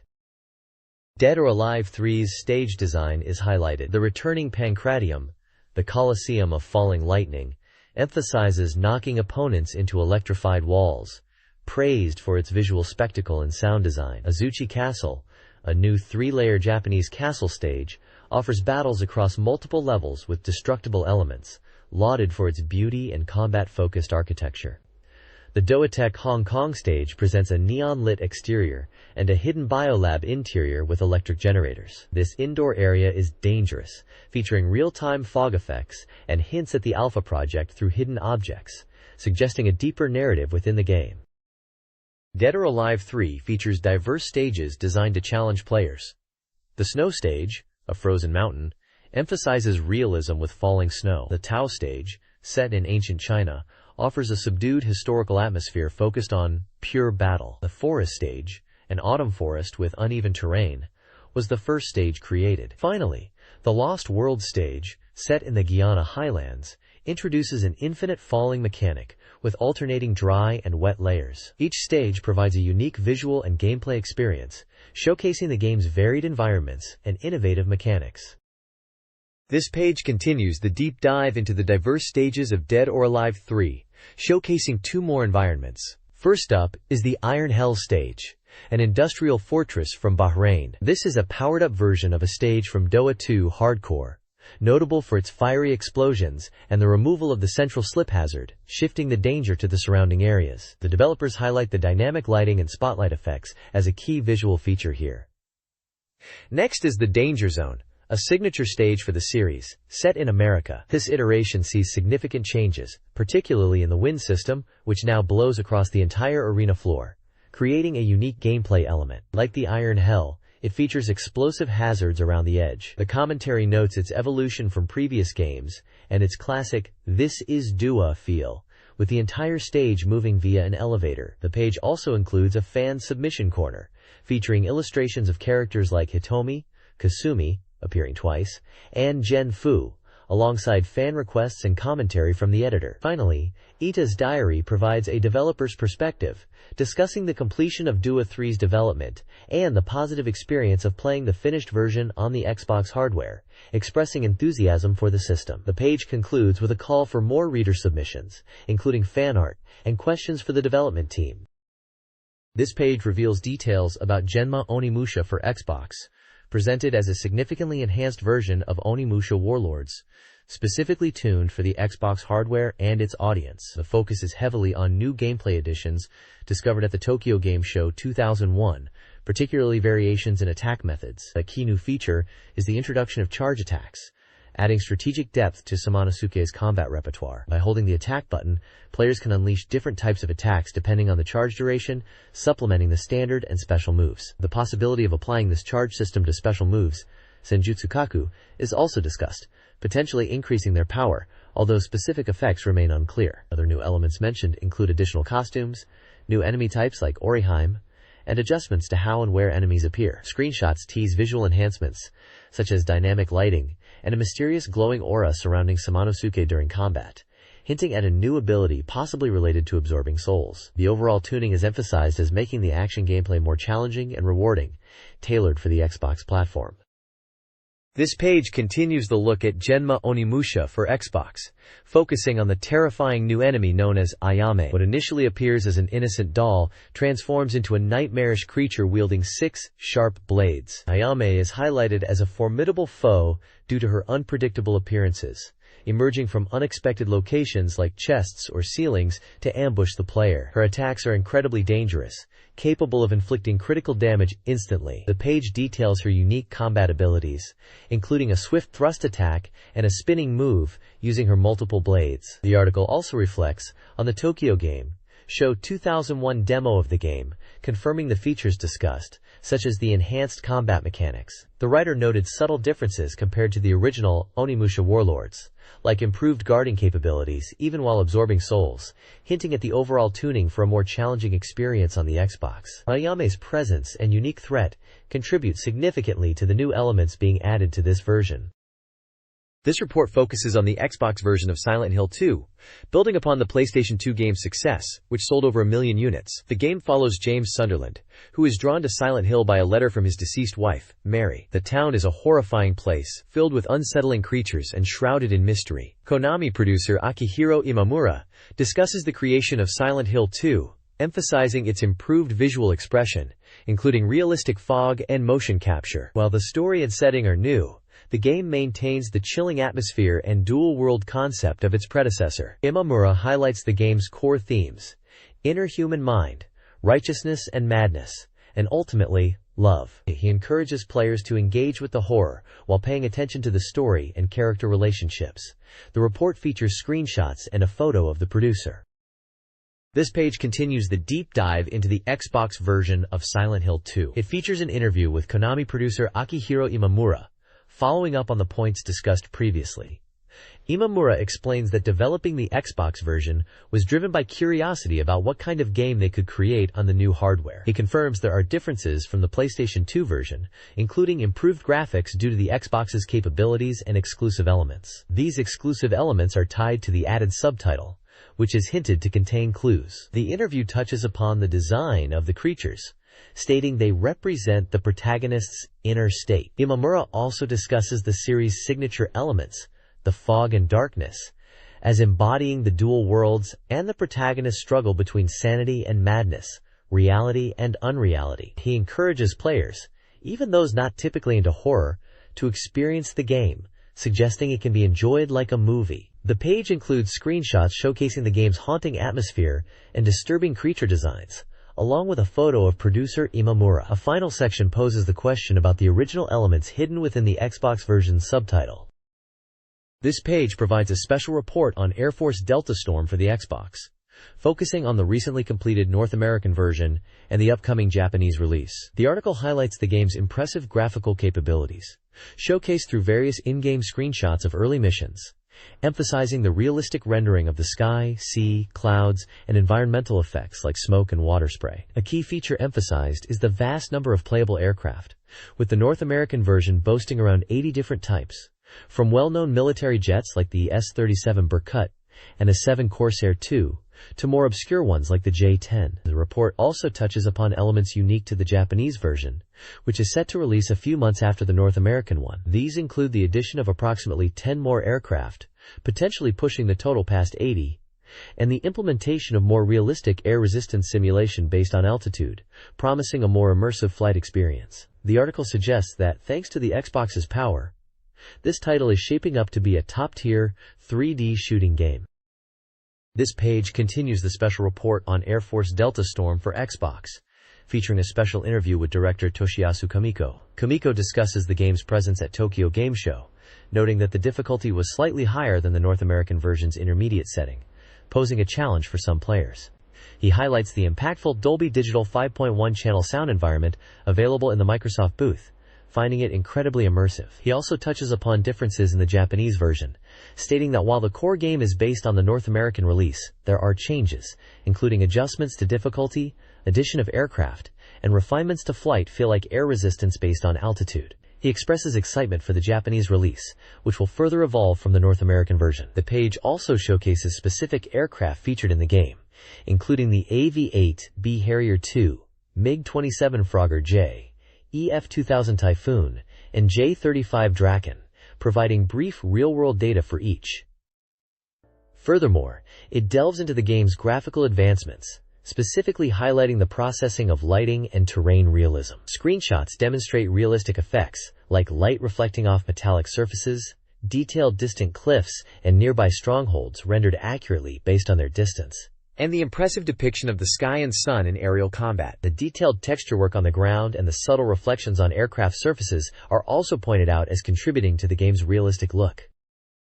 This page features a large special report on the arcade title Cyber Troopers Virtual Force. The game introduces a tag battle system, allowing players to fight alongside a partner. The feature highlights that some players may be unfamiliar with the new Force system, and this extensive 14-page section aims to explain the changes and new elements. The content includes a comprehensive index covering a basic guide, with details on fundamental operation changes and new system explanations. There's also a catalog showcasing the initially selectable Virturoids, robots, a guide to the VO4 terminal interface, tactics for fighting CPU opponents, and a variation guide focusing on specific Virturoids like Temjin and Feiyan. The game supports 14 players and the VO4 pilot license card. It is developed by Sega/Hitmaker, with character designs by Hajime Katoki. This page dives into the fundamental operational changes in Virtual Force compared to its predecessor, Virtual Oratorio Tangram. The reviewer notes that players accustomed to the previous game will find the movement and overall tempo different and need to adapt. A significant portion of the page is dedicated to detailing actions that have been removed from Force. This includes key mechanics like the double jump, the quick step, and specific variations of turbo shots. The Varmer system, which caused attacks to bounce off at long range in Oratorio Tangram, is also gone, meaning combat feels different at a distance. The removal of these familiar moves significantly alters the flow of battle. However, the page also highlights the addition of new operations and actions. Notably, 2 new melee attacks are introduced: the sidestep melee and the uppercut melee. These new moves, performed with specific lever inputs and triggers when the melee energy gauge is ready, provide players with new ways to engage enemies up close and offer tactical options that weren't present in the previous game. The feature emphasizes learning these new additions quickly to gain an edge. This page delves into the new systems implemented for the 2v2 team battles in Virtual Force. The most significant change is the introduction of the leader machine system. Winning is not simply about defeating all enemy units. Instead, the team whose leader machine is destroyed loses, regardless of the total life remaining on their non-leader unit. This emphasizes protecting your designated leader unit above all else. The page explains how the leader machine is determined. If not set manually, it's decided by the seat the player occupies. For standard 2-set matches, the first and third players usually start as leaders, and the winner of the first set becomes the leader for the second set. The game mode selection screen is where players can check these roles.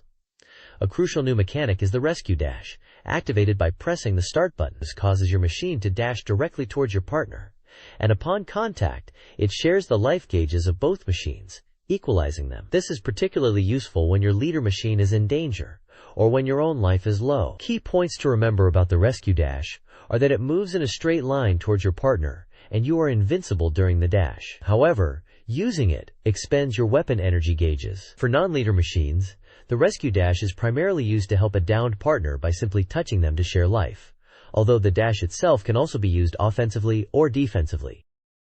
This page dives deep into understanding the heads-up display and crucial information in Virtual On Force to gain an advantage, especially in the new team battles. It emphasizes checking the radar, lock-on alerts, and the team attack gauge to grasp the battlefield situation beyond your immediate view. The radar provides a comprehensive view of ally and enemy positions, as well as terrain features. A lock-on alert indicates when you're being targeted, turning red if multiple enemies have you locked. The team attack gauge shows if your partner is targeting the same enemy, crucial for coordinated assaults. Display markers clearly distinguish enemies, red, and allies, blue, indicating their position and often their orientation, even outside the immediate screen area. There's also a system for issuing commands to AI partners using the Ally Instruction button, allowing for tactical calls like focusing fire on the leader, requesting a rescue, or switching targets. Finally, the page explains how to switch your target.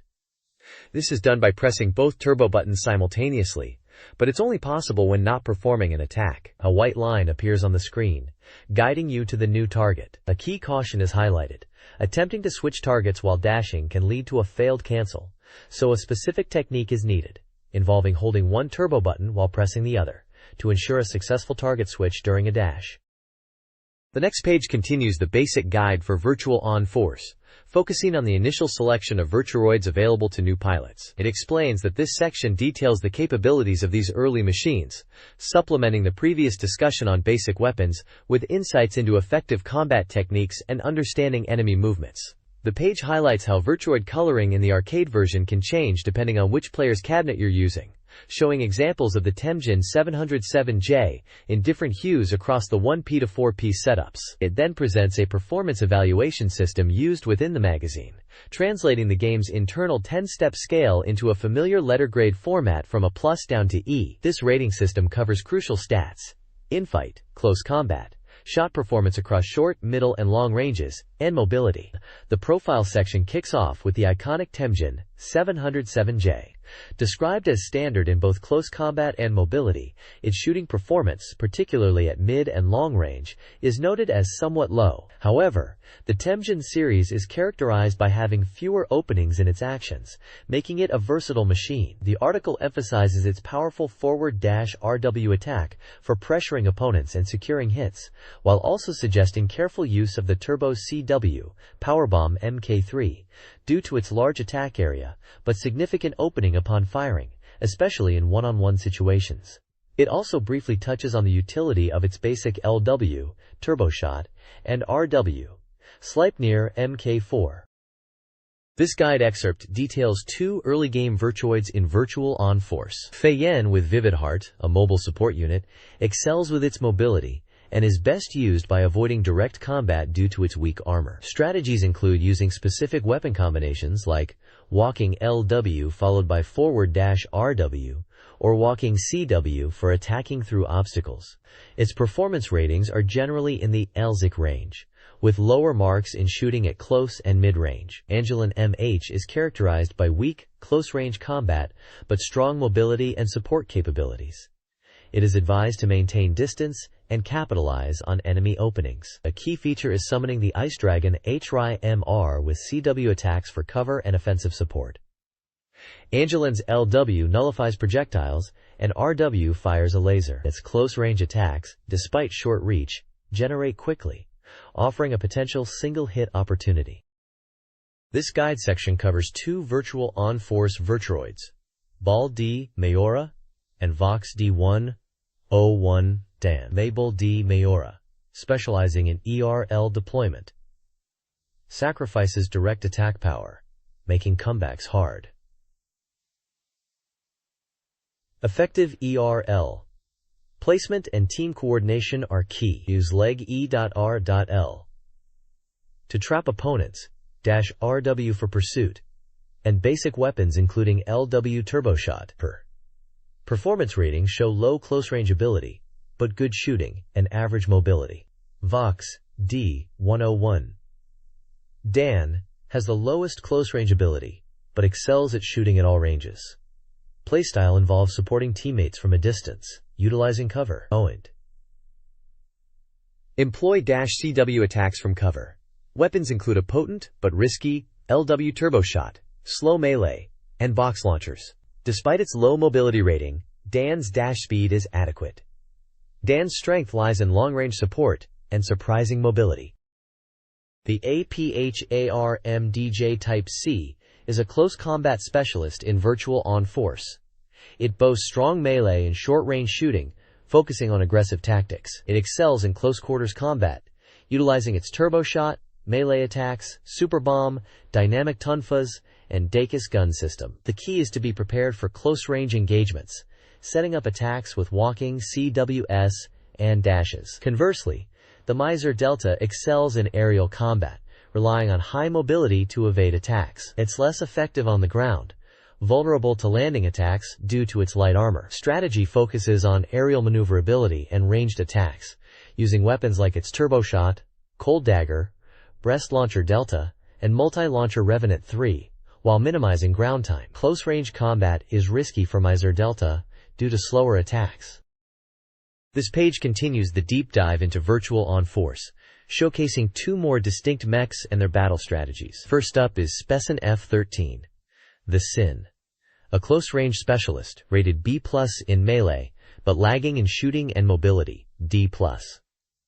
This machine excels at aggressive, in-your-face combat, leveraging its long-reach melee attacks. While its shooting attacks are often single-shot, they pack a punch, and its tactics revolve around skillful movement and dashes to close the distance and unleash powerful close-quarters assaults. Effective use of dash cancels and coordinating attacks is key to maximizing its potential. Next is Raiden 512E2, a polar opposite built for long-range dominance, boasting an impressive A rating for distant combat, but a weak E+ for melee and mobility. Unlike the agile units discussed previously, Raiden is a slow, heavy machine that relies on overwhelming firepower from afar. Its powerful laser unit and bazooka launcher are its main tools, allowing it to control the battlefield from a distance. Close combat is its major weakness, so staying mobile, despite its low rating, and suppressing enemies with its walking LW or G bomb to create openings for its main attacks is crucial. The screenshots effectively illustrate the contrast in playstyles, showing Specin F mixing dashes and close attacks, while Raiden focuses on firing heavy ordnance across the map. This page dives deep into the Virtual On-Force Terminal, the vital hub for players using Evolve 4 card. It acts as your personal command center outside of battles, allowing you to manage your pilot data and check crucial game information. The main menu, accessed after inserting your card, offers 7 key options. You can review your detailed personal combat data and check the AI data of your machine, which includes aptitude and fighting style refined through battle. There's a section to confirm items found during CPU matches and track the numerous medals awarded for achieving specific milestones in combat. You can also check for orders regarding special missions and confirm registration or results for these unique objectives. A cool feature is the VR viewer, letting you rotate and zoom in on your chosen Virtualoid model from any angle. It's essential to check your remaining sortie count before heading into battle, and the options menu lets you customize display settings like radar position, which as shown can significantly change your view. Finally, you save your progress and eject your card here. The terminal is indispensable for tracking progress and preparing for your next fight. This page presents a tactics guide for Virtual On-Force, specifically focusing on battles against CPU opponents. It highlights that CPU behavior and difficulty vary depending on the number of players involved, and the guide offers strategies applicable even without a Vogue 4 card. For solo play with a CPU-controlled AI partner, the opponent AI changes in each mission attempt. The guide suggests experimenting with different machine combinations and creating an AI machine card early if aiming for clears. In 2-player cooperative play against CPU teams, effective teamwork and using partner commands are crucial, emphasizing the importance of deciding on basic strategies beforehand. The page then breaks down specific CPU missions from 1 to 5, offering focused advice for each. Mission 1 is ideal for practicing basic controls and system checks, suggesting using the Guard Thoroughly command for your AI partner. Mission 2 focuses on practicing attack and evasion, particularly against jumping opponents. Mission 3 deals with enemies that hit hard, advising caution with attacks that leave large openings. Mission 4 emphasizes radar use due to long-range enemies, while Mission 5 highlights the importance of listening for attack sounds from specific Virtualoids. A valuable tip notes that enemy CPUs often perform a rescue dash when their life is around half, presenting a major opportunity to deal significant damage, especially by intercepting non-leader Voss during their dash. The screenshots illustrate gameplay scenarios and features like item discovery and radar display relevant to the discussed tactics. This guide details the battle against Jaguarandi, a returning boss in Virtual On-Force, encountered after 5 CPU missions. Jaguarandi, a powerful enemy with an invisible 200% life gauge, uses 3 main weapons: homing shots, Busteral, a wide laser, TFC eraser, and explosive shots, Buster. Evade Busteral by dashing away, jump over the TFC eraser when its shoulders glow, and jump backward to avoid Buster. Jaguarandi also has unblockable close-range attacks, requiring backward dashes to escape. Strategies include splitting up in 2-player mode to avoid the laser, using obstacles for cover, and aggressive close-range attacks if confident. The victory sequence involves the team launching into space. This page delves into the variations of Virtuoids found in Virtual On-Force, focusing specifically on the Temjin series. Producer Kurita provides insights, explaining that while the Temjin series, a second-generation VR, was dominant on Earth, its performance was significantly hindered on Mars due to the planet's environment affecting its core systems. The page details 3 variants: the base, MBV-707J, Temjin 707J, the commander unit, MBV-707JC, Temjin 707JC, and the enhanced MBV-707J+, Temjin 707J+. The base 707J is described as a balanced unit, while the 707JC is noted for its aggressive potential with multi-shot weapons, suitable for pushing the front line. The 707J+ stands out with enhanced mobility, attributed to large rear stabilizers, and features high-output weapons. Performance ratings for each variant show slight differences in melee, ranged attacks, and mobility. Screenshots illustrate each VR and examples of their attacks, including the powerbomb and Sleipnir weapons. This page dives into the enchanting Feyen series of Virtuoi Acroids from Virtual On-Force. Known for their distinctive left-hand weapon, these units showcase a wide range of combat styles and distances depending on the specific model, although they are generally characterized by light armor. It highlights 3 key variants. First, the TF-14, a Feyen with vivid heart, described as an energetic, vivid girl, ready to dance across the Martian landscape, specializing in its powerful vivid heart weapon. The TF-14B, Feyen with blue heart, follows, presented as a mysterious and charming trance celeb, with a focus on melee combat despite slightly lower mobility, known for its large sword attack. Lastly, the TF-14C Feyen with Panichart is the chaotic Panic Beauty, noted for its Borgen weapon and effective burst fire, though perhaps lacking a definitive finishing move. The page includes performance ratings for each variant, showing their differing strengths in melee, ranged combat, and mobility, along with screenshots demonstrating their unique looks and attacks. Finally, there's a notice about a giveaway for Virtual On-Force posters, with details on how readers can enter by sending their information to a specific address. This page presents 2 essential guides for Dreamcast fans. The main feature is the perfect guide for Super Robot Wars Alpha for Dreamcast, a must-have for any pilot aiming for complete mastery. This extensive guide details all the changes from the PlayStation version, promises to help you achieve 400% completion, and provides full strategy for the new routes exclusive to the Dreamcast version, guiding you all the way to the true ending. It also includes comprehensive data on newly added units, specifically highlighting how to obtain the powerful Big Breaker units, along with in-depth information on combined attacks, pilot abilities, and unit stats. Below, the page promotes the Dreamcast software and peripherals complete catalog. Celebrating the console's prolific library, this catalog covers approximately 380 software titles released up to August 2001, showcasing the fast pace of releases with artwork reflecting the passionate Dreamcast community. It also features an intermediate announcement of the magazine's ongoing readers' race, and looks back fondly on over 1,000 days of the Dreamcast's history. This catalog is pitched as the definitive resource for any Dreamcast user. This page features the 19th installment of the U Otsuki Beru's Digital Log Analog channel, a column dedicated to discussing topics related to gaming and perhaps creative work. The main subject for this entry is the visual novel Air, a well-known game released on the Dreamcast. The page prominently features a large, beautiful illustration of Misuzu Kamio, one of the main characters from Air, who is also listed as the guest for this installment. Alongside the illustration, the page includes several manga panels depicting the column's regular characters, Uzu, Maki-chan, and their editor Kurume-san, dealing with a deadline situation.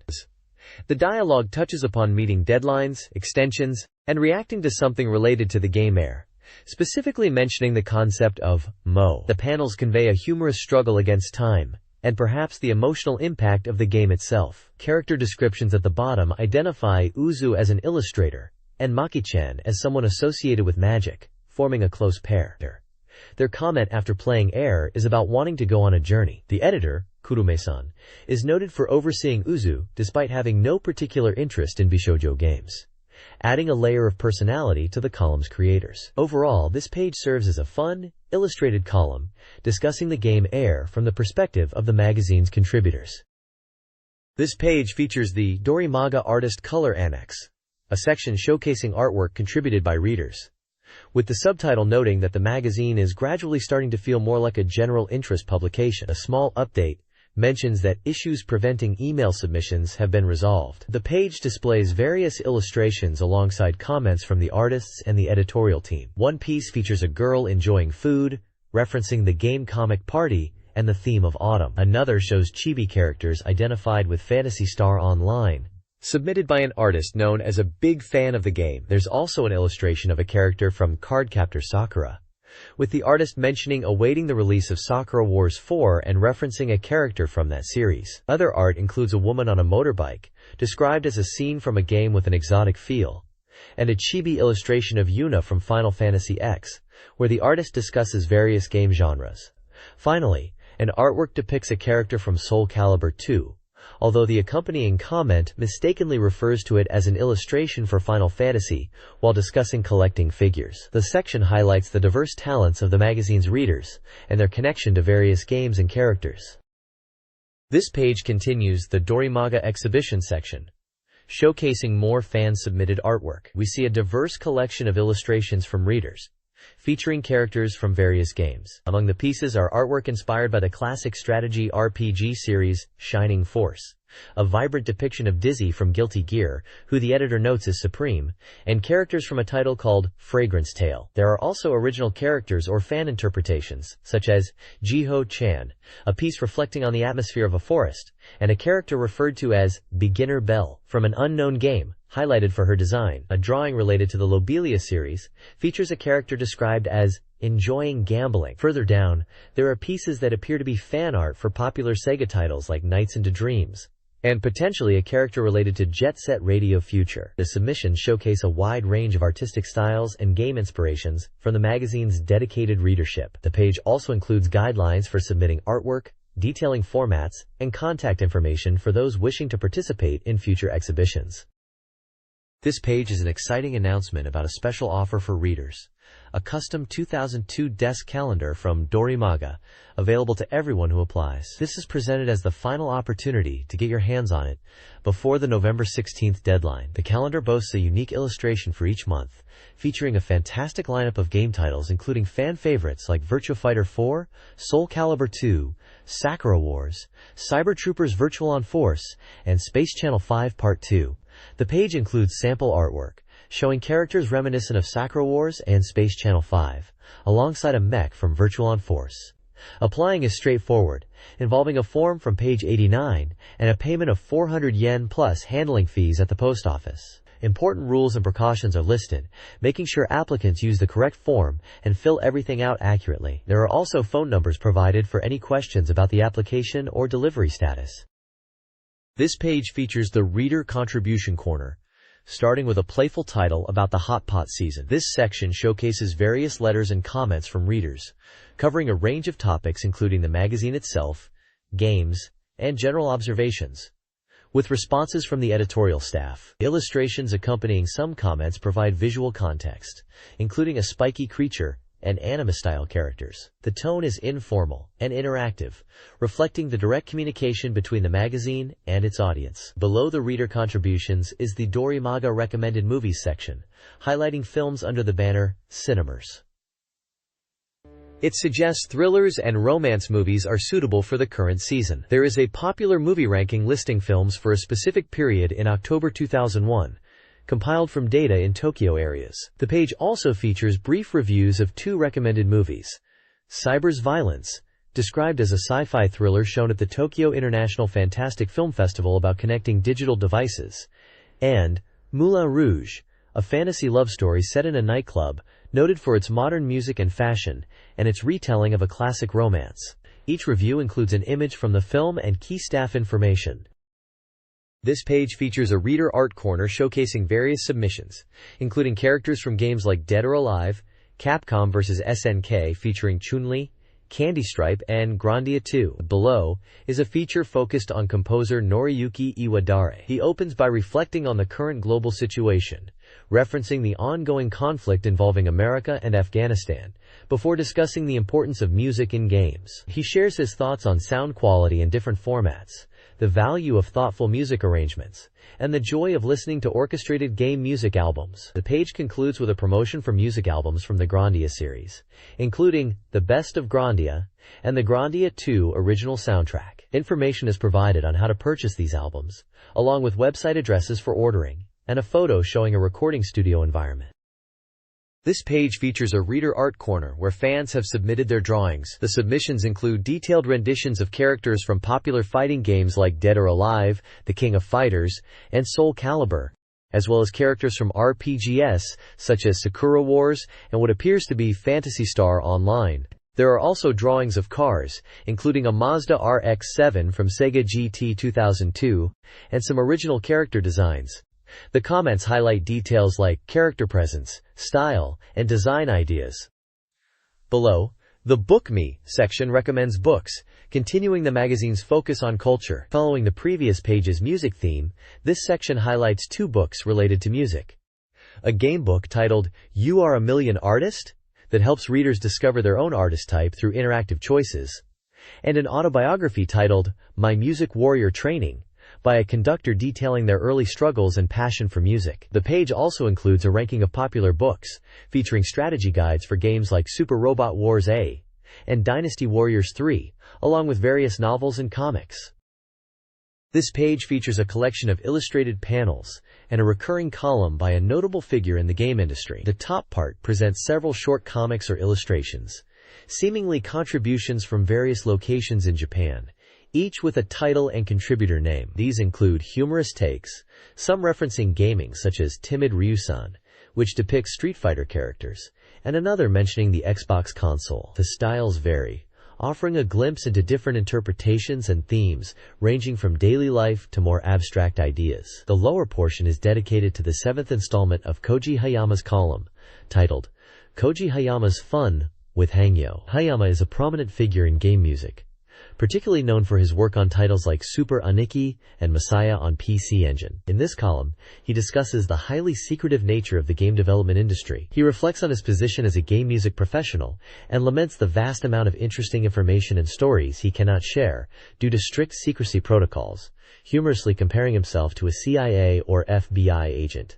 He notes that sometimes even people within the same company struggle to access updated information on game development status. The column is accompanied by a dynamic photo of Hayama performing live. His profile details his background as a freelance, practical musician in the industry, known for his energetic shows and extensive discography.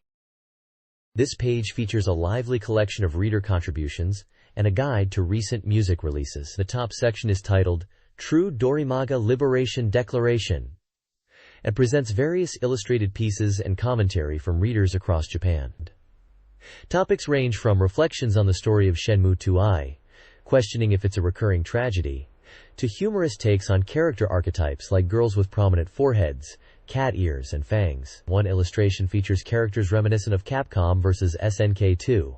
The section also announces the winning name for an official corner, which is simply As Is. The contributions offer a mix of gaming-related observations and general humor. The lower part of the page is a CD release guide, detailing recent single and album releases by various artists. This includes singles by Hitomi, featuring the Inuyasha OP theme, Folder 5, including a Family Mart CM song, and Maria Takeuchi, featuring a theme song for a TV drama. There are also new releases from Honoka, Domino and Kanus, and Angelic Uran.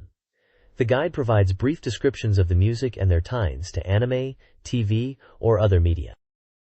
This page contains reader-contributed content covering various topics. Ask Hagi-san features humorous responses to questions about the author's personal life and hints at an upcoming fighting game announcement. Looking Back on Dreams showcases illustrated dream submissions from readers, while the adjacent column solicits further dream contributions. Pyoten's Net Game Go focuses on online gaming, particularly Phantasy Star Online, and discusses cheating and its negative impacts. Looking for That Game helps readers identify forgotten Famicom games through community efforts. Lastly, Practical Sega Gaga includes reader reports and game investigations detailing requested information about obscure titles.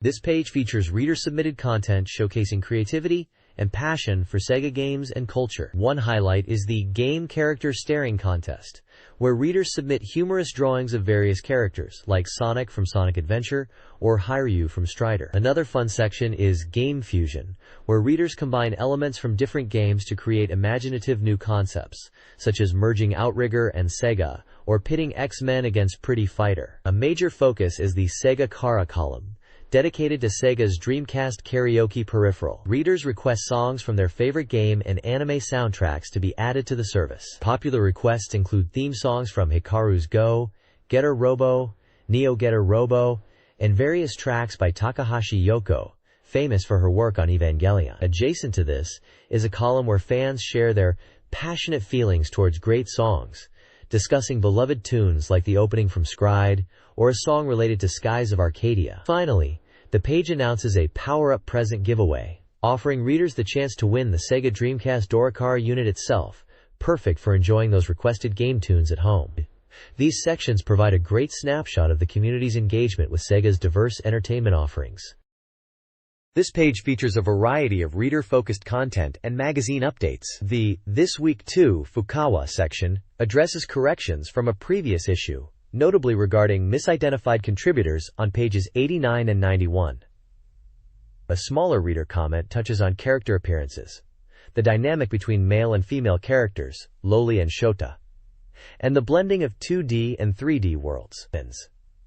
The magazine runs a point system for reader submissions, offering presents.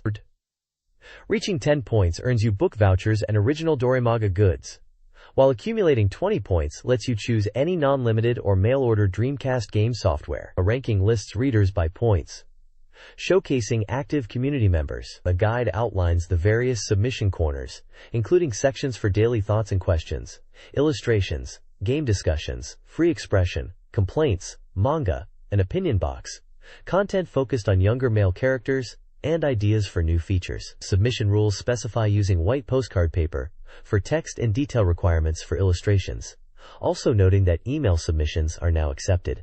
An illustrated section features magazine characters or staff discussing submission rules in a humorous style. The page also includes a column by voice actress Omi Manami titled Omi Manami's Open Sesame, where she shares personal anecdotes. This entry recounts her experience getting a wisdom tooth extracted, describing the initial nervousness and the procedure itself. The page includes a photo of Miss Manami. Finally, a small piece details a brief interaction between Omi-chan and her beloved dog, Purin, after she returned home. This page features a column by Fumio Kurokawa titled Still Black, where he reflects on the state of the industry and the world. He touches upon major global events, like the September 11th attacks and the subsequent conflict in Afghanistan, discussing how information is relayed through media and the impact on ordinary people. He then pivots to the business world, referencing large corporations and the role of media and information in shaping events. The column also delves into the Japanese business landscape, specifically mentioning Oriental Land, operators of Tokyo Disneyland, and SoftBank, analyzing their financial performance in the wake of the bursting it bubble and the challenging economic climate. He offers commentary on SoftBank's significant losses and suggests that the market will decide the future. Kurokawa muses on the complex situation Sega finds itself in, hinting that its next stage is just beginning. On the right side, there are brief profile details for Fumio Kurokawa, noting his background in music, film, and his role as a publicity producer, including work on Virtua Fighter at Sega and with Digicube. A short section titled Recent Thoughts adds a humorous, somewhat abstract comment about recent conversations. Below the column is a section highlighting game industry news headlines for the issue, covering various announcements and events. Finally, a small section invites reader opinions and submissions. This page prominently features the upcoming release of the OVA series, Jinzu Ningen Kikaider 01, the Animation Volume 1, scheduled for November 21st, presented as a sequel to the previous TV anime. The article details the story of Kikaider and Kikaider 01, facing the secret organization Shadow, after a mysterious incident. It introduces key characters like Ichiro, Kikaider 01, Jiro, Kikaider, Rieko, and the reborn Gil Hakaider, leader of the Hakaiders. The page also highlights bonus content on the DVD, such as scene analysis and commentary, and mentions a prior broadcast. Below this main feature, there are smaller sections promoting TV airings of the movie Revolutionary Girl Utena, Adolescence of Utena, and the anime series Armored Trooper Galleon on various channels. This page is a VC and DVD video pickup feature showcasing upcoming anime releases. It highlights a range of series and OVAs, including the 6th volume of the Slice of Life comedy Comic Party, and the 2nd OVA volume of the intense mecha action series Mazinkaiser. Also featured is the 6th volume of the stylish suspense anime noir, the 3rd volume of the unique and somewhat unsettling OVA Alien 9, the 5th volume of the sci-fi comedy Galaxy Angel, the 4th volume of the dark action series The Soul Taker, and the 10th volume of the sci-fi mecha anime Argenta Soma. Finally, there's a mention of the 2nd collection box for the classic magical girl anime Magical Angel Creamy Mommy. Below these video releases, there's a smaller section for CD pickups, featuring the soundtrack for Mahoromatic, and a character mini-album for Ojamajo Doremi. An information blurb discusses Reika, an interesting project exploring the potential of combining 2D design with 3D CG animation. This page features the 128th episode of the long-running Samashing Yoshimatsu Theater comic strip, titled Pickup Line Amigo. Great plan! Quote, the strip follows the quirky, mascot-like characters, including the spiral-faced one often associated with the author, as they embark on a mission to use the word amigo in pickup attempts, particularly in the Osaka and Namba areas. The comic depicts humorous situations arising from their efforts, including interactions with potential dates, navigating city scenes, and even a panel referencing the PlayStation 2 console with a "how about this" gesture. The strip maintains its signature comedic tone as the characters try their luck. Below the comic, there's a note about upcoming signing events in Nagoya and Osaka, directing readers to page 13 for detailed information. It also thanks readers for their support and mentions the successful sales of the author's published book, Sega Games Are the Best in the World. This page presents the 35th installment of Comic Wonderland, featuring 2 distinct comic strips and author profiles. On the left is DC Fan Retsuden by Yasuyuki Tokumitsu. This segment delivers a humorous take, seemingly through the lens of a fan, referencing powerful combined attacks from various classic anime and manga series. It mentions an Evil Side Robot Wars Alpha and specific attacks like the Jetstream attack, drawing on characters and moves from series such as Mobile Suit Gundam, Black Tri-Stars, Neon Genesis, Evangelion, Angels Sakiel, Ramiel Zeruel, and Mazinger Z, Baron Ashura, Drive, Hell, Broken. It's a high-energy comic playing on the concept of villain team UP attacks, characteristic of giant robot or fighting game tropes. The right side features Great Osaka by Aya Kadoi.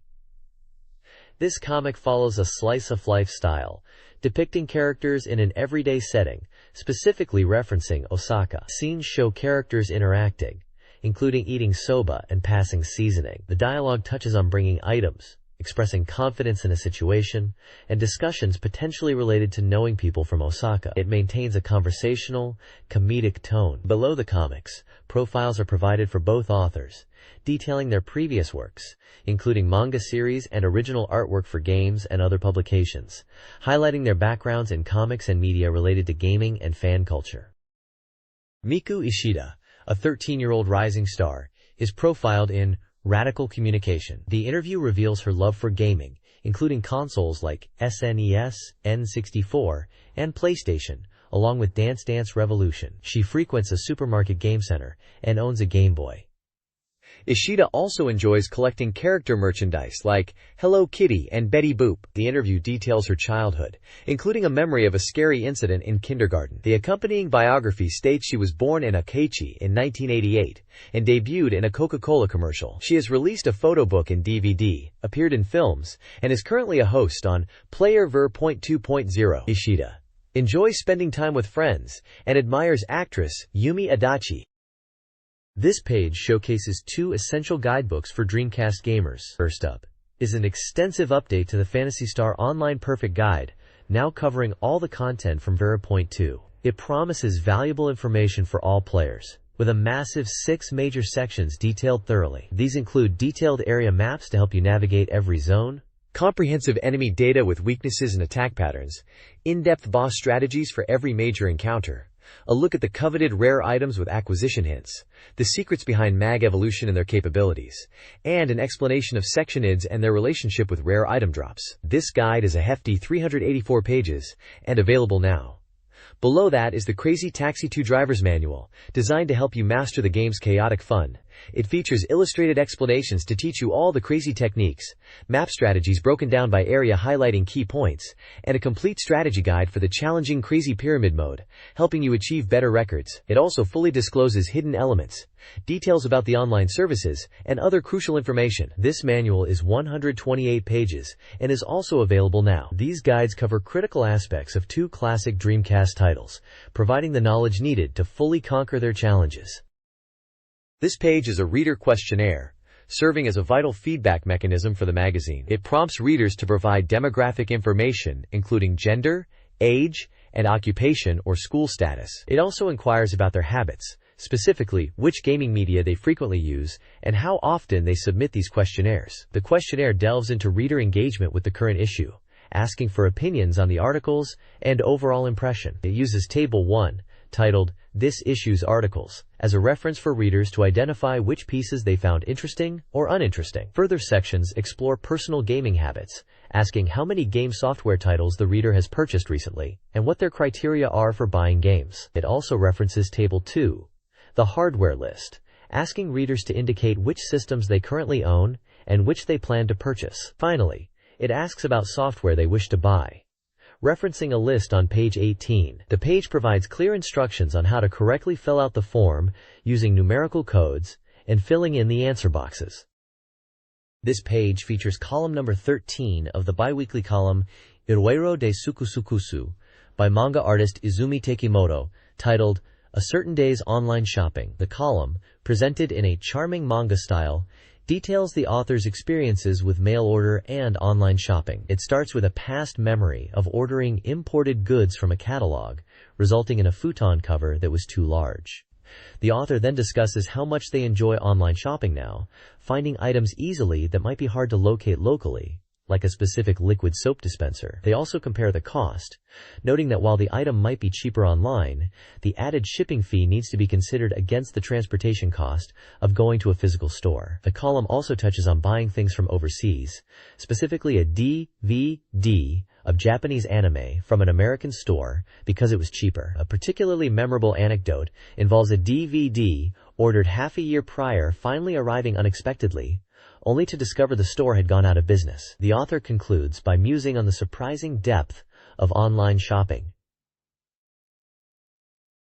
The final panel identifies the author as Izumi Takimoto, a manga artist, and includes a question about the Dreamcast, subtly linking the column back to the magazine's focus.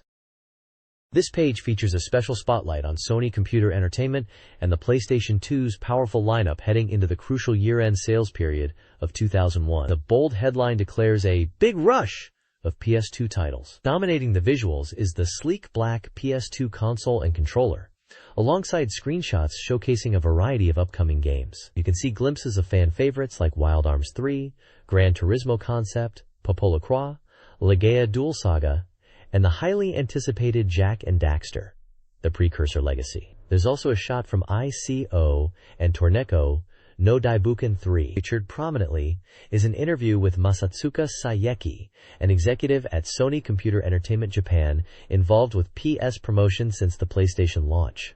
Saeki expresses strong confidence in the PS2's position, especially with the diverse range of software hitting shelves. He highlights major titles like Rez, Metal Gear Solid 2, Sons of Liberty, Gran Turismo, Virtua Fighter 4, and others as key drivers for the platform's success. He mentions the current strong sales figures for the PS2 in Japan, and emphasizes the importance of developing unique and stimulating games. Saeki also touches upon the PS2's role as a DVD player, noting how integrated DVD has become into people's lives, which further benefits the console. He looks ahead to next year, acknowledging the increasing competition but remaining positive about the PS2's momentum and future releases. The next page features the Dorimaga reporting team's visit to meet Sony's beloved character, Toro the cat. The headline excitedly declares, "Dorimaga reporting team goes to meet Toro." The team was completely charmed by Toro's cuteness upon their historic meeting. The main focus is Toro's latest game for PlayStation 2, titled Toro to Kyujitsu, which roughly translates to Toro's Holiday, or Toro and Friends on Holiday. This game stands out for featuring the CG character Tonmero, placed within real-life photographic backgrounds. The article expresses surprise at how natural Toro looks in these real environments. An interview with the game's director, Mr. Igarashi, and producer, Mr. Takahashi, delves into the development. They explain that creating this effect required significant effort, taking over 1.5 years, including extensive location scouting and meticulous manual work to seamlessly integrate to Furo. They aimed for a sense of everyday reality, alongside exploration. They also mention that other characters from the series will appear, and new gameplay elements, such as creating haiku poems, are included. They hope players will appreciate the care and detail put into the game. The page includes photos of the Dorimaga staff with a Toro plush, Toro seemingly reading the magazine, and a screenshot showing Toro in a real-world setting, like a stairway. The game is set to be released on November 29th. This page is a big feature on the upcoming PlayStation 2 title, Wild Arms 3. The headline calls it a Western fantasy, and the third installment of the popular series. It describes the world of Filgaia as resembling the American frontier pioneering era, populated by wanderers. The game focuses on gun action and appealing characters, promising updated visuals and systems. Featured on the page are two of the main characters, Jet Enduro, described as a lawless youth and treasure hunter, and Virginia Maxwell, the main protagonist, who becomes a wanderer after an incident. The page shows screenshots, highlighting battle scenes with dynamic camera angles, and exploration shots that blend 3D environments with 2D illustration touches, giving it a unique look. The content notes that the graphics are excellent, combining depth and illustration quality. A developer comment expresses excitement for the scenario, music, and characters, promising the journey into the wilderness is close. Briefly, there are sections highlighting Sony Computer Entertainment's SCE achievements and other titles. One section mentions Kinesa's role in the game industry, with the PlayStation consoles and their success. Another section, SES Files, touches on other SCE-published games like Crimecrackers, a 3D action RPG released alongside the PS1, and Pocket Dungeon, a download RPG playable on the Pocket Station, emphasizing portable gaming and lower price points. The next page dives deeper into the upcoming PlayStation 2 title, Wild Arms 3, highlighting its key features and characters. Beyond the previously introduced Virginia and Jet, we meet Gallows Carradine, who defies tradition, and Clive Winslet, a surprisingly intellectual bounty hunter. The article points out the importance of goods, unique items for each character used for solving puzzles and overcoming obstacles in the environment, like Virginia's explosive cards. Exploration in ruins gets an upgrade with new actions like hanging from ledges. Battles are turn-based but dynamic, emphasizing strategic positioning, echoing gunshots, and even featuring combat on horseback. The party of 4, each wielding arms, guns, in distinct styles, promises increased strategic depth. Adding to the intrigue, the game features a multi-opening story, detailing the starting points for each character, including glimpses into Clive and Gallows' initial quests. The page also takes a moment to look back at some other notable RPGs, published by Sony Computer Entertainment. It highlights the original Wild Arms, beloved for its distinctive world and music, Popolo Kwa Monogatari, known for its gentle and engaging story, and Legend of Legaia, which stood out for its unique combat system reminiscent of fighting games. There is also a brief listing of SEGA's million-selling titles on PlayStation. This page unveils the latest adventure in the beloved Popolo Croix series, heading to PlayStation 2. Titled Popolo Croix, The Beginning of the Adventure, this heartwarming RPG takes place 15 years after the previous installment, introducing a new protagonist, the 8-year-old Prince Pignons. He's joined by his first friends, the energetic Marco and the mysterious Luna, embarking on a journey sparked by an event in the Dragon's Nest. The game features a unique visual style, combining 3D models with a hand-drawn touch, bringing the fairy tale world to life. Gameplay highlights include collecting scattered elements throughout the world to gain special abilities in battle. Additionally, the page promotes the PS1 book series, offering classic PlayStation titles at budget prices, including many of Sony Computer Entertainment's popular games. It also briefly spotlights Arc the Lad 2i, the concluding chapter of the acclaimed RPG series, noted for its impressive visuals and music. This page dives into the PlayStation 2 RPG, Legaia Dual Saga, presented as a major offensive from Sony Computer Entertainment. It highlights the game's ambition to evolve the RPG genre by fusing dramatic storytelling with unique combat. The world is under threat from a devastating darkness originating from a black sun, bringing ruin and resurrecting monsters. Players follow the protagonist Lang as he confronts this threat and his archenemy, Avalon. A key feature is the encounter with mysterious sentient substances called Origin, which can inhabit hosts and grant special powers. The game boasts a unique tactical art system, allowing players to input directional commands in battle to create and unleash powerful special moves. The article emphasizes the exhilaration of discovering and executing these arts, showcasing battle screenshots and the input interface. Beyond the main feature, the page also briefly touches upon other notable titles and hardware. It mentions the enduring racing simulation series Gran Turismo, the puzzle classic Intelligent Cube, IQ, and Kula World, Treven. Finally, it showcases the dedicated LCD monitor designed for the PS1 console, allowing portable play. This page features a massive spotlight on Jak and Daxter, the Precursor Legacy, presented as an SCE major offensive. It plunges into the unique world that serves as the stage for Jak and Daxter's adventure, blending elements of medieval fantasy, steampunk, and cartoon anime into a truly strange and expansive environment. The game boasts a physically constructed polygonal world, where players can explore visible locations freely.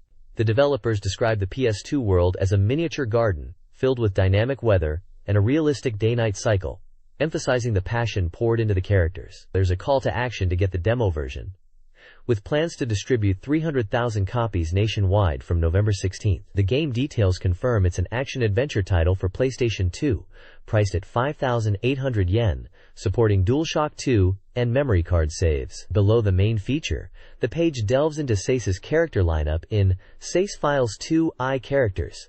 It showcases 3 distinct and popular characters. First, Robert from the early PlayStation title Jumping Flash, known for its unique 3D platforming perspective. Next, Pipo Ape from Ape Escape, highlighting the intellectual yet eccentric designs from the series. Finally, the page introduces Parappa the Rapper, a popular character who even starred in a TV anime, praised for his gentle and earnest personality. These profiles underline the diverse and memorable cast of characters that SCE has produced over the years. This page continues the spotlight on SCE characters, diving deeper into the world of Jak and Daxter, the Precursor Legacy, presented as a major push from Sony. It details the expansive world where the adventure unfolds, emphasizing exploration and interaction. Key locations like Sandover Village, Sentinel Beach, Misty Island, Fire Canyon, Rock Village, Precursor Basin, Boggy Swamp, and the underwater Precursor City are highlighted as interconnected areas players will visit. The core mechanic of collecting power cells, ancient Precursor artifacts, is explained as essential for progressing through the game. These can be found scattered around the world, sometimes hidden, or earned by helping villagers or overcoming challenges. The page notes that discovering these precious cells is key to unlocking new paths and advancing the story. It also touches on the mysterious mechanisms and traps left by the Precursors and the dangerous creatures inhabiting the world. Below the Jak and Daxter feature, the page introduces more characters from Sony's lineup. There's a brief mention of the characters from Cheven, seemingly presented in the context of a portable strap item. Then, it prominently features Toshiro, the PlayStation mascot from Doko Demo Isio, detailing his origins, personality, and dream of becoming human, along with his friends Pierre, June, Ricky, and Suzuki. Finally, it revisits Jack and Daxter as Sleece's expected newcomers, confirming their release date and roles as the adventurous duo. This page launches into a new PS2 title from Sony Computer Entertainment, presented under the banner of Sleece's Great Offensive. It spotlights a game titled Ally of Justice, a unique hero simulation experience where players step into the shoes of a hero fighting an evil organization called Genesis to restore peace to a town, all while striving to maintain high television ratings for their show. The report highlights the game's core loop, involving investigating occurrences, gathering eyewitness accounts, and locating the scene of the event. Gameplay includes combat encounters against monsters, but the overarching objective is to keep the viewers engaged. Failing to maintain popularity can lead to the show being cancelled, resulting in a game over, emphasizing that the true enemy is fluctuating viewership. Further down, the page offers insights into Sleece's future strategy. It touches upon network capabilities, referencing titles like Capcom vs. SNK 2 Millionaire Fighting 2001, and discusses efforts to offer games at lower price points, citing Konami's The Best line. There's also mention of potential Dream collaborations, hinted at with fighting game screenshots. The page concludes with a general review, affirming the PS2's dominant position in the market, noting its strong sales and robust software lineup compared to competing hardware. This page features a major reveal for a new PlayStation 2 RPG titled Xenosaga Episode 1, Der Wille zur Macht. Scheduled for a February 2002 release and noted as 75% complete, the report highlights the game's groundbreaking use of real-time CG, stating that 90% or more of the visuals are rendered in-engine, blurring the lines between CG movies and gameplay. The visuals are praised for their impressive modeling and motion, described as being at the highest level. The page emphasizes the game's unique blend of CG and anime styles. Key characters introduced include the protagonist Shion Uzuki, an outwardly cheerful researcher with inner struggles, and Cosmos, an emotionless combat android prioritizing mission logic. Other crew members like Tony, Hammer, and Matthews from the ship Elsa are also shown. The report mentions a 5-minute trailer revealed at TGS, designed to showcase the game's world and characters and confirming the quality of the visuals. Screenshots display character models, environmental scenes, mechs, and conversational moments, illustrating the diverse elements packed into the game to appeal to RPG fans, blending drama, character interaction, and sci-fi action. This page delves further into the PlayStation 2 RPG, Xenosaga Episode 1, Der Wille zur Macht, picking up from the previous coverage. It expands on the game's ambitious premise, set 4,000 years in the future, where humanity has left Earth and faces the threat of the Gnosis. The page features stunning screenshots showcasing the high-quality real-time CG visuals, depicting futuristic cityscapes, character interactions, and the enigmatic blue-haired Cosmos alongside protagonist Shion Uzuki. A character profile is dedicated to Chaos, a mysterious young man central to the story, whose age and background are unknown to ordinary people. The main focus is an interview with Tetsuya Takahashi, the president and director/scriptwriter of Monolith Soft, known for his work on previous Square RPGs like Xenogears. Takahashi discusses the impressive TGS demo, revealing that the game is currently 7,080% complete, and detailing the development process, which involved setting up the environment and conducting research before the main production phase that took about 1,214 months for the demo content. He notes that the team size, around 70 people including part-timers, is relatively small for a project of this scale. Takahashi emphasizes the conscious effort put into the CG expression to achieve the striking visual quality seen in the game's real-time rendering. The page highlights the secret behind creating such high-quality visuals in a relatively short time frame, focusing on the team's dedication to pushing the boundaries of CG representation. Xenosaga Episode explores a complex sci-fi universe with synthetic humans, androids, the Gnosis enemy, and advanced technology.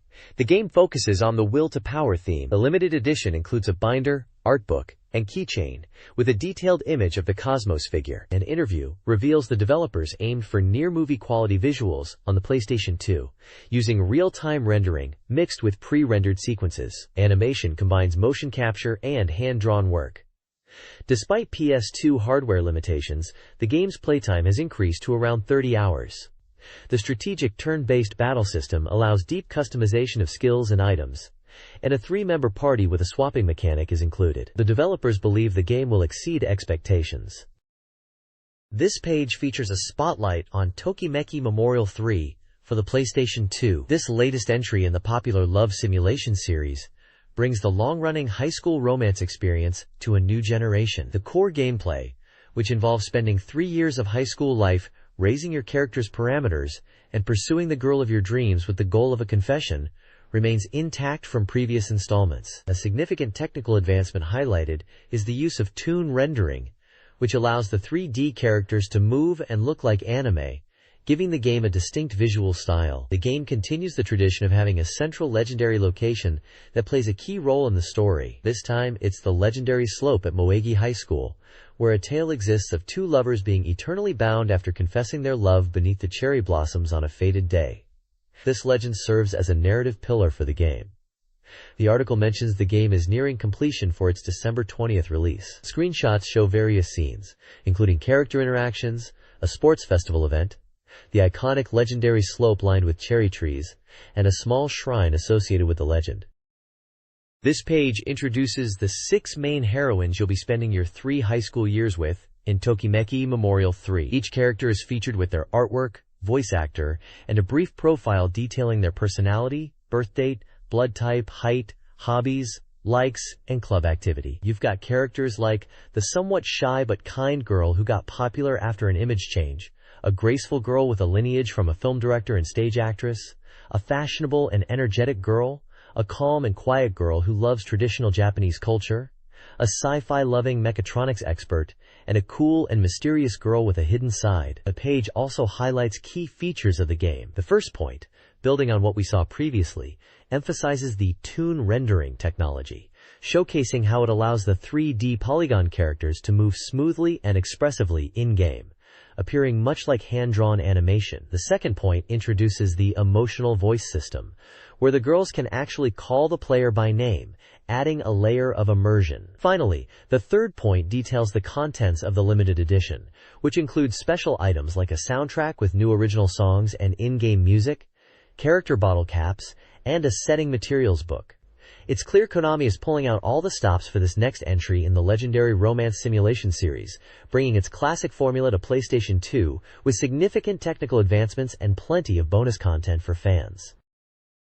Tokimeki Memorial 3 introduces new dating and character-raising systems. The core gameplay of balancing character growth and pursuing romance across 3 years remains. Dating now involves strategic date spot selection and dialogue choices, with new date types like cafes and environmental factors impacting the experience. The character-raising system distinguishes between weekdays, stats and club activities, and holidays, dates, calls, and the hobby command for learning useful topics. A review command helps improve weekday study success. Success depends on Tokimeki, liking, friendship, and injury degrees. Showcasing yourself positively on dates and at school events is key.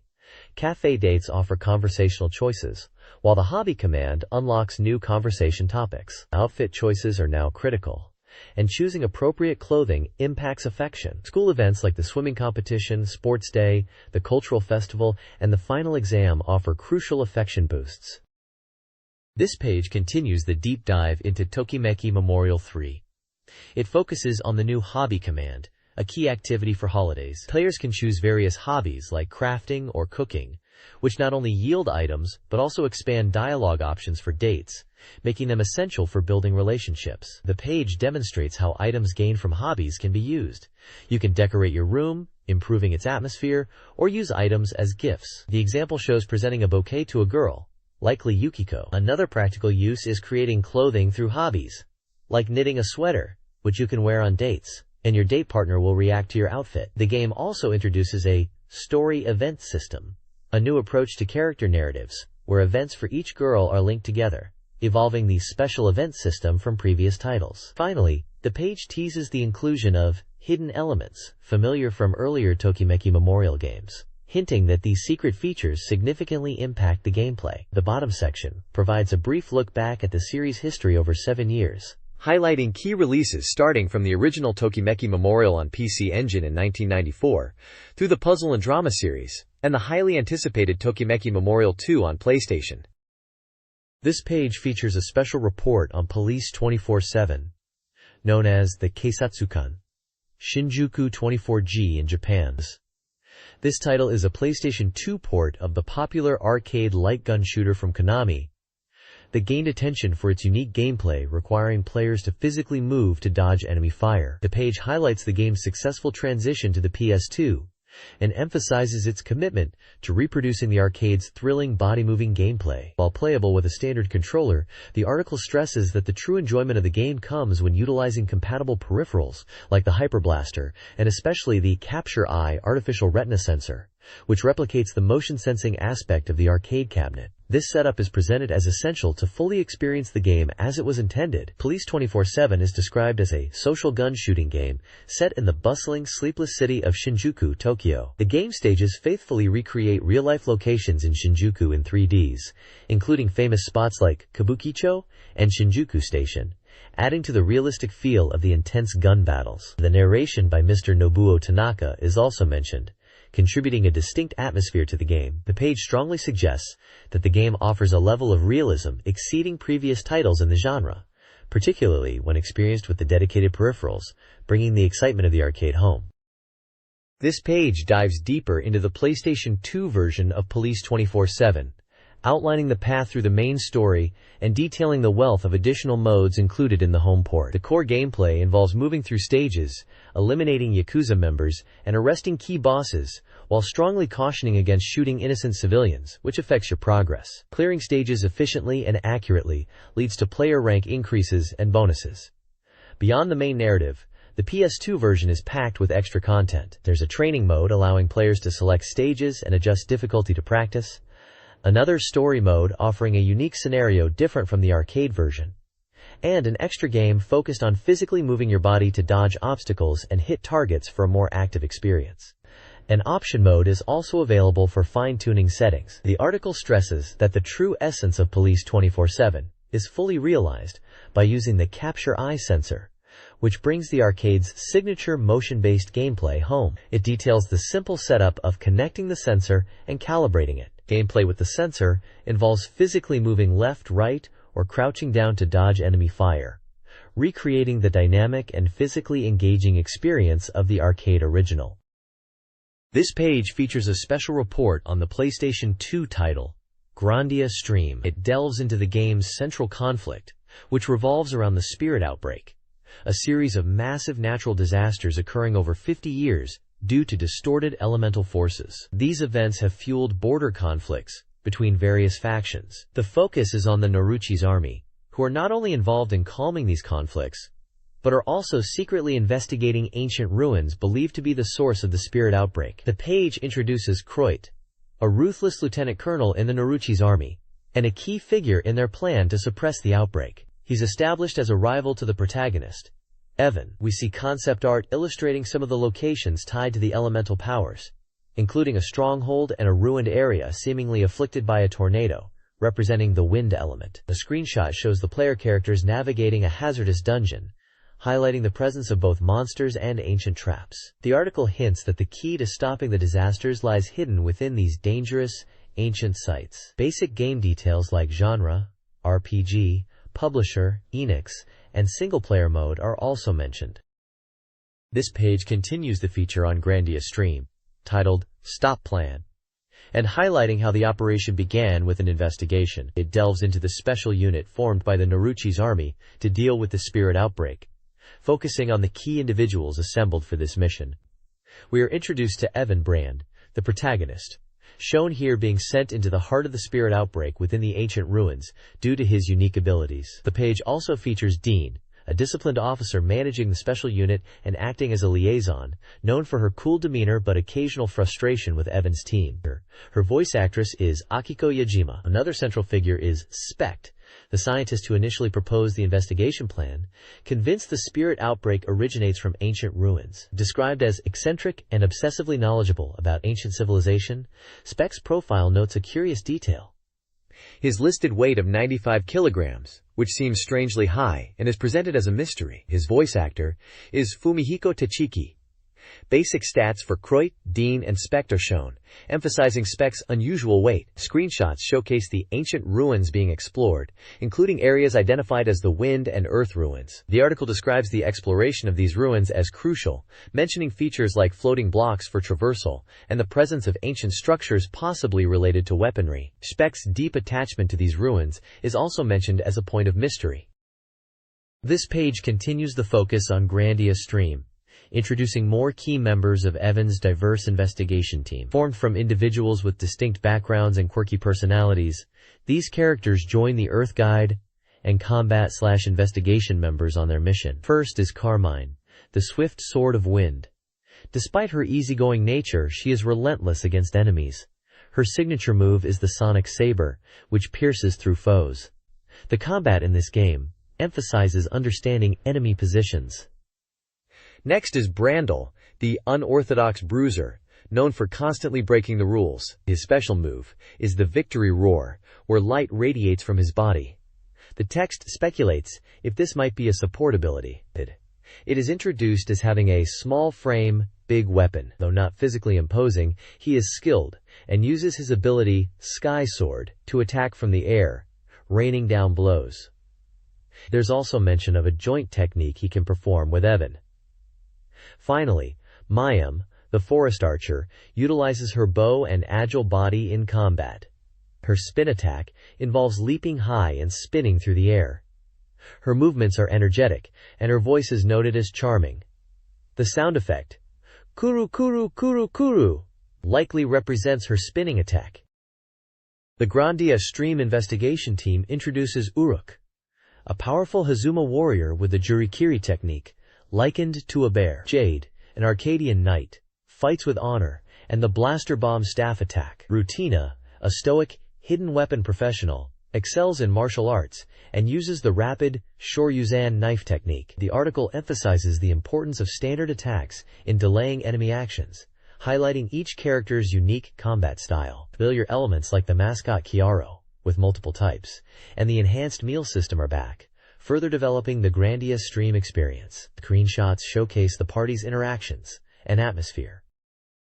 This page shifts focus to Grandia 2, announcing the upcoming PlayStation 2 version and revisiting the Dreamcast classic by exploring locations tied to the characters. The central figure is Millennia, described as the devil full of human feelings. Despite being born from the darkness of Valmar within Elena, she's portrayed as surprisingly human, starting as selfish and destructive, but evolving into a more complex character with childlike aspects during her journey. Her expressiveness is highlighted as a key charm.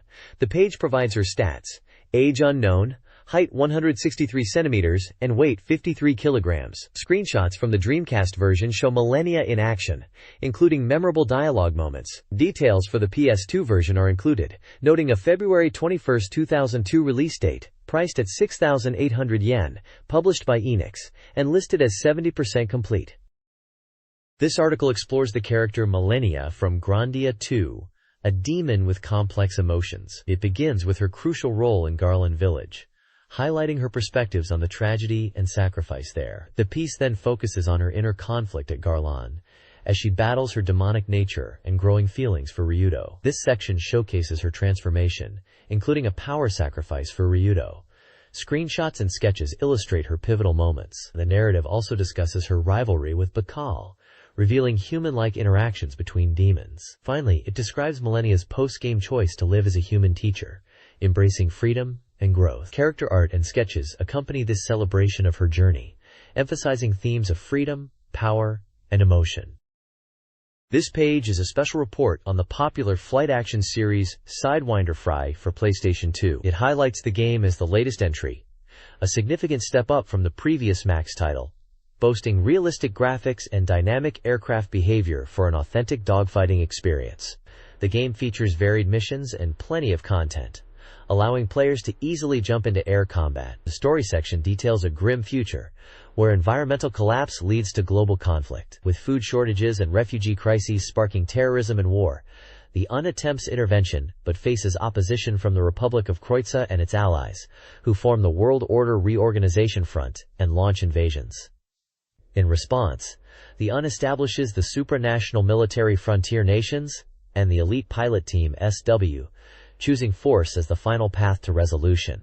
The page then introduces some of the playable aircraft, a key draw for flight game fans. Players can control a variety of planes, including iconic US and former Soviet models, some unlocked through progression and others through specific conditions. Featured aircraft include the versatile F-16C Fighting Falcon, the multi-role F/A-18C Hornet, the stealthy YF-23 Black Widow prototype, and the powerful F-14D Tomcat with its formidable Phoenix missile system.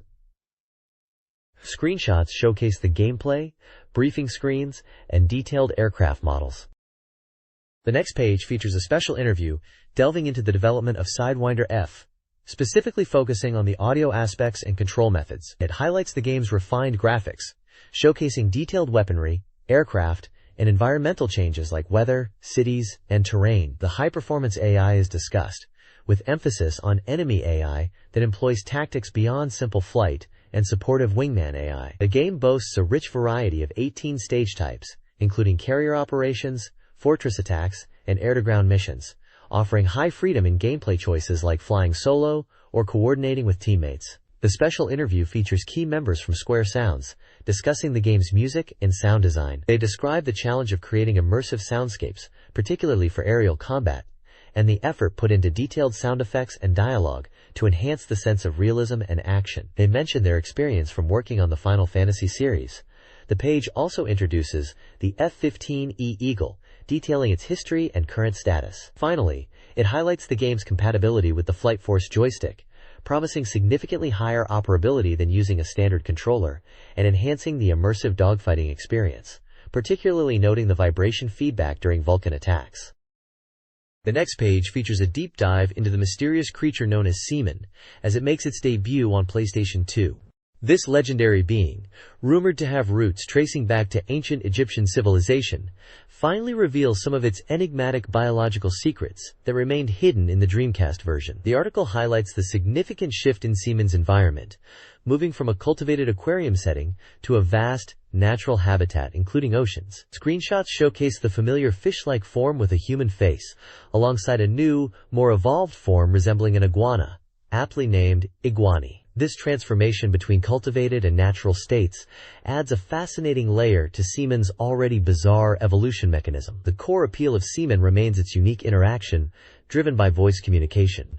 The PS2 version promises an even more talkative and intellectually stimulating creature, engaging players in rich conversations that explore various topics. Adding to the experience is the return of the beloved narrator, Mr. Hosokawa, who provides guidance with his distinctive, mature voice, offering advice, and even throwing in a few playful feints when messages are skipped. The article praises Seaman's ability to provoke curiosity, and hints at its capacity to inherit knowledge across generations, reinforcing its status as a truly one-of-kind creature in the gaming world. This page delves further into the PlayStation 2 version of Seaman, focusing on key gameplay mechanics and differences from the Dreamcast original. One significant change is the feeding system. While the DC version used cultivated kamosu, the PS2 version requires players to find natural food sources in the wild, such as searching for insects under tree bark or catching flying ones. This adds a new element of exploration and interaction with the environment. The article also highlights the PS2 controller designed for the game, noting its unique shape and built-in microphone, allowing for the essential voice communication with Seaman. Unlike the Dreamcast version's LCD display, the PS2 controller uses a simple light to indicate interaction, which the reviewer notes is less informative but still functional. The text emphasizes that Seaman is fundamentally a game of dialogue, and interaction is crucial. Additionally, there's a fun section titled Shocking Showdown Record, featuring a rather amusing confrontation between the classic Dreamcast Frogger and a larger, seemingly more robust PlayStation 2 Frogger. Unlike the previous game where Froggers battled each other, this appears to be a humorous crossover clash between the two console mascots/characters, adding a lighthearted touch to the page. Finally, a pre-order bonus is mentioned, a Seaman object figure.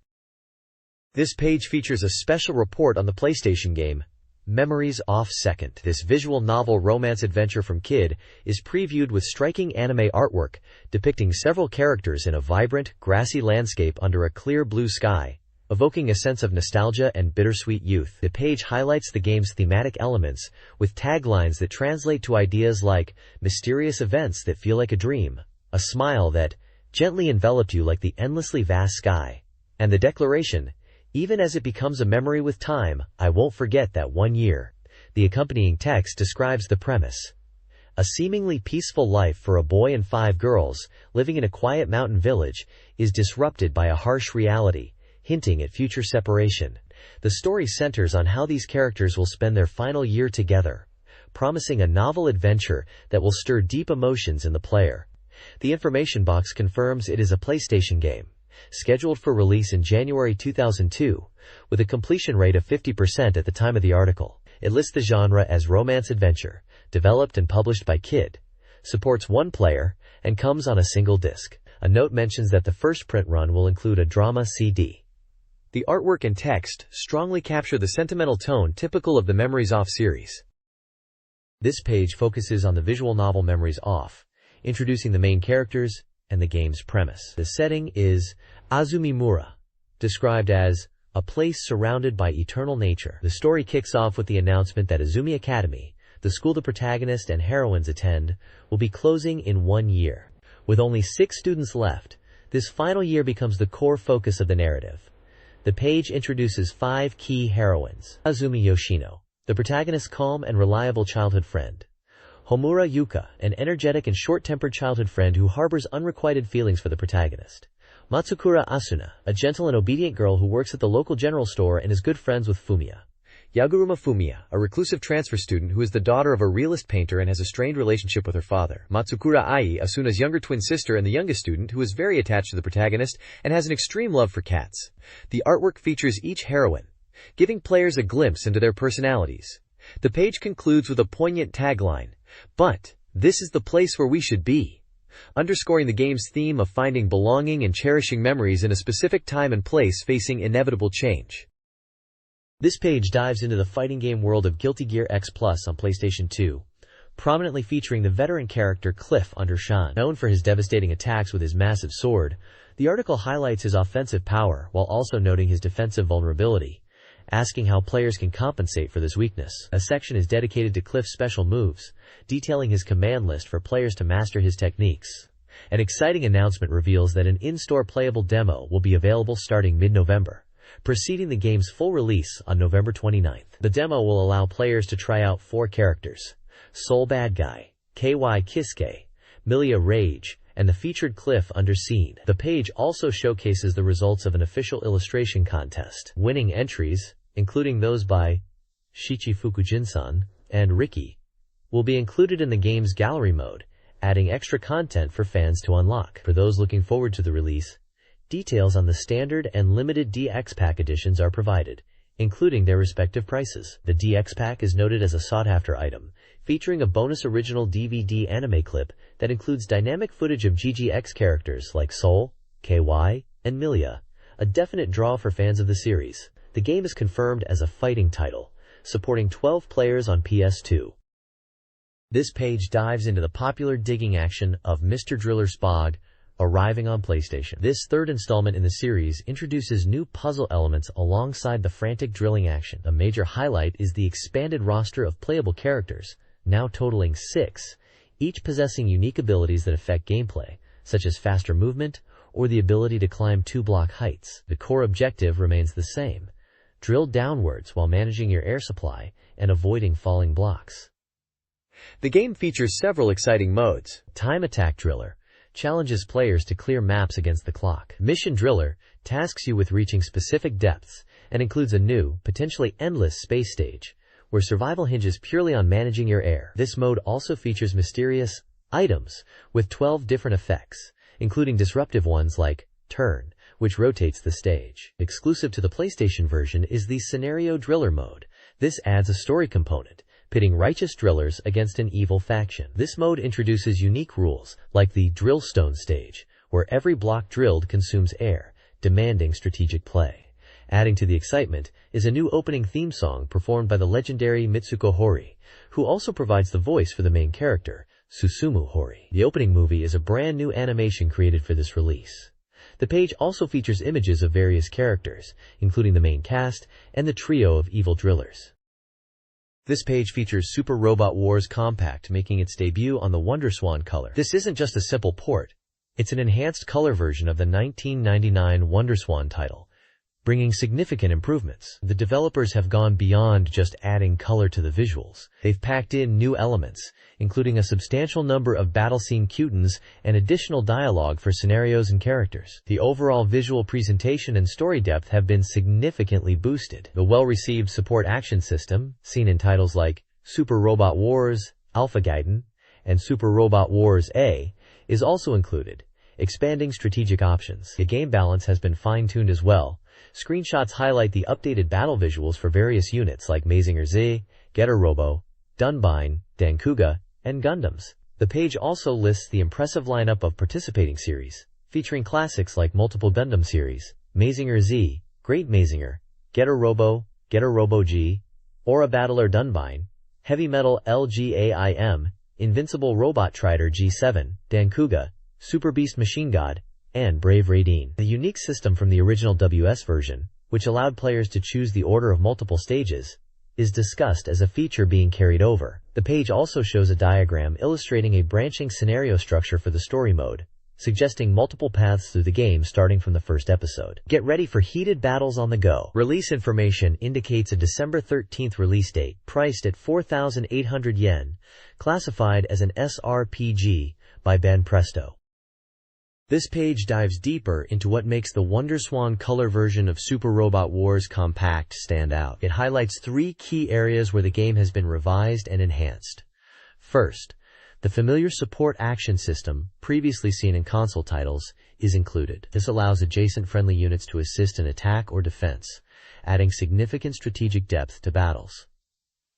Screenshots show examples of support attacks and defense. Second, the game features a dramatic increase in character dialogue. Famous lines from classic series characters are now voiced, enhancing the impact of battle sequences and scenario events. The story itself has also been refined and expanded, providing a richer experience. Shots show dialogue boxes with character portraits and map events. Third, the game boasts a large number of new and improved cutscene animations. These dynamic visuals, absent in the original WS version, are crucial for making battle scenes exciting. Not only are existing cutscenes now in color, but many entirely new ones have been added, showcasing powerful attacks and dramatic moments with greater scale and impact, making the experience feel more immersive despite the small screen. Screenshots feature dramatic cutscenes for units like Deimos, LGAIMMK2, God Guggen, and Raideen. The page also briefly touches upon the scenario structure from the previous page, reinforcing the idea of branching paths the player can choose from, leading to different narrative sequences. Overall, this version promises a significant upgrade over its black and white predecessor, adding color, sound, and enhanced presentation to the core gameplay. This page features a special report on the Game Boy Advance release of Breath of Fire 2. It highlights the enhancements and additions made for this version of the classic RPG. Set 500 years after the first game, Breath of Fire 2 carries over the core systems and elements the series is known for, including the engaging battles and various subgames like fishing. For the GBA port, new demo scenes have been added, character portraits have been redrawn, and quality-of-life improvements like dash movement and portable saving have been included, making it more accessible for a handheld console. The page also includes comments from the producer, who praises the original Super Famicom version's visual quality, particularly in battle scenes and town views, and mentions that adjustments were made for the GBA port. Screenshots show various aspects of the game, including battle scenes, the fishing interface, and the item menu. The report confirms the game's release on GBA on December 21st for 4,800 yen.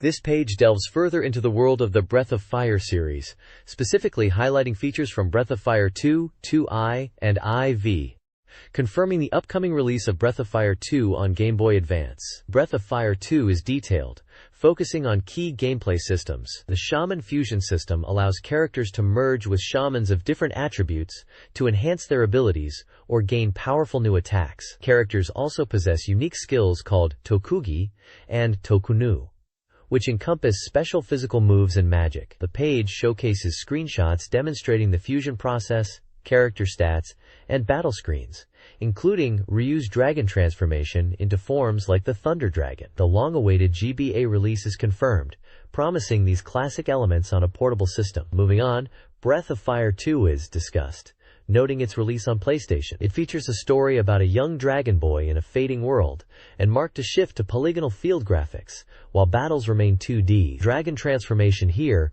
involved combining specific items. The producer reflects on BF3 as his first title, highlighting its blend of serious themes with comedic events. Finally, Breath of Fire IV is presented, also a PlayStation title. It explores the fate of a world intertwined with two dragons. This entry uniquely combines 2D character sprites and battle visuals with 3D environments, a design choice the producer expresses particular confidence in achieving successfully. Screenshots illustrate the different graphical styles used across the games. This page is dedicated to the King of Fighters X, Neoblood, bringing the popular fighting series to the Game Boy Advance. It highlights the game's high quality for a portable title, featuring over 25 characters from the KOF universe, rendered in a realistic size for handheld play, including fan favorites like Terry Bogard, Kyo Kusanagi, Iori Yagami, and Ryo Sakazaki. A new character, Moe Habana, is introduced, a student of Kenpo and ancient martial arts from America. The page showcases gameplay screenshots demonstrating detailed character sprites, special moves, and the overall impressive visual quality for the platform. The storyline revolves around the return of Orochi's will, and a new KOF tournament announced by a mysterious figure, with an invitation sent to Kyo Kusanagi. Intriguingly, Geese Howard is confirmed to return, organizing a tournament in Southtown to revive his legacy, posing the question of whether he is the mastermind this time. The game incorporates the Striker system from KOF 99, allowing players to call upon support characters during battles, adding a strategic layer. The game is scheduled for release on January 1, 2002, published by Marvelous Entertainment, supporting 12 players via communication cable. This page kicks off the magazine's PC Information Bureau section, focusing on the latest work from Kogato Studios' Kuroneko-san team, titled as Angelic Serenade. This dramatic adventure game is set in the same world as their popular Little Witch Parfait and Angelic Concert series, featuring scenario work by Noriaki Kobayashi and character designs by Chizuto Narais. The page presents a large illustration of a character, presumably Rusty, alongside character profiles and descriptions for 4 key girls: Sakaria, a clumsy magic shop owner; Fia and a Root, dependable girls from an adventurer's inn; and Rusty, a mysterious girl who can sing, but not speak. The story summary teases a journey, starting with a white feather, leading to an encounter with a singing girl, and a decision to stay in a small town. The game is scheduled for a spring 2002 release on PC, requiring Windows 98 or later. The contents list also previews upcoming coverage on other notable titles like Snow, Boku 2, Bokura no Natsu, Keys Clanad, the strategy epic Empire Earth, and Falcom's anticipated Zwei. This page shifts focus to the PIC Information Bureau, highlighting the game Snow and untangling its growing popularity through 2 key concepts. It first introduces the Dragon God legend, a sorrowful myth about a divine princess and a human man, suggesting the game's thematic depth. Next, it touches upon the mysterious prologue, where the protagonist survives a brush with death, waking up inexplicably healed in an inn room, haunted by a strange voice heard just before losing consciousness. The page also emphasizes the impact of the game's initial image visuals, showcasing the heroines in snowy settings with animals, which resonated strongly with players and critics. The page features prominent artwork and smaller scenes illustrating the game's aesthetic. Basic details provided include the game being an adventure title from Studio Mebius, scheduled for early 2002 on Windows platforms, and carrying an R rating. This page delves further into the highly anticipated PC game Snow. A prominent illustration showcases one of the game's key heroines, surrounded by falling feathers, emphasizing the ethereal and wintry theme. The text in the upper left presents the poignant Dragon God legend, a foundational myth within the game's narrative about a celestial princess of snow falling in love with a human man, highlighting the story's tragic romantic core. Below the artwork, the article's introduction confirms Snow's immense popularity in the PC software market, noting the fervent anticipation and inquiries it generated among users immediately after its announcement, promising to explore the secrets behind its widespread appeal. The page visually reinforces the game's identity, with a distinctive W logo integrated with a snowflake design, confirming the title, Snow. This page provides a detailed look at two of the main characters from the game Snow, and introduces the game's setting. First up is Kizuki Sumino, the only beautiful girl at the village academy. Her profile lists her birthday as February 15th, blood type A, height 158 centimeters, and weight 46 kilograms. She enjoys drawing and walking, and her favorite thing is sweet bean paste buns and Hegman. Described as naive and trusting, she struggles with exercise and prefers a relaxed life. The second character featured is Wakasa Uka, a kind-hearted girl with a height of 89 centimeters and weight of 12 kilograms, born on April 5th with blood type B. Her hobbies include making snowmen, and she loves cotton candy and sweets. She is portrayed as sometimes treating the protagonist like a subordinate and being prone to tears, yet also possessing a surprisingly mature side. Her constant companion is Shaman, a Siamese cat. The page also describes the game's setting, Ryujin Mura Dragon God Village, a remote, isolated village perpetually covered in snow, accessible only by a long car ride from the nearest town. Key locations mentioned are an inn/clinic and a general store that sells everything, ensuring villagers aren't inconvenienced despite the isolation. The village's name is linked to a legend about a dragon god. Screenshots illustrate the snowy environments and character interactions within the game.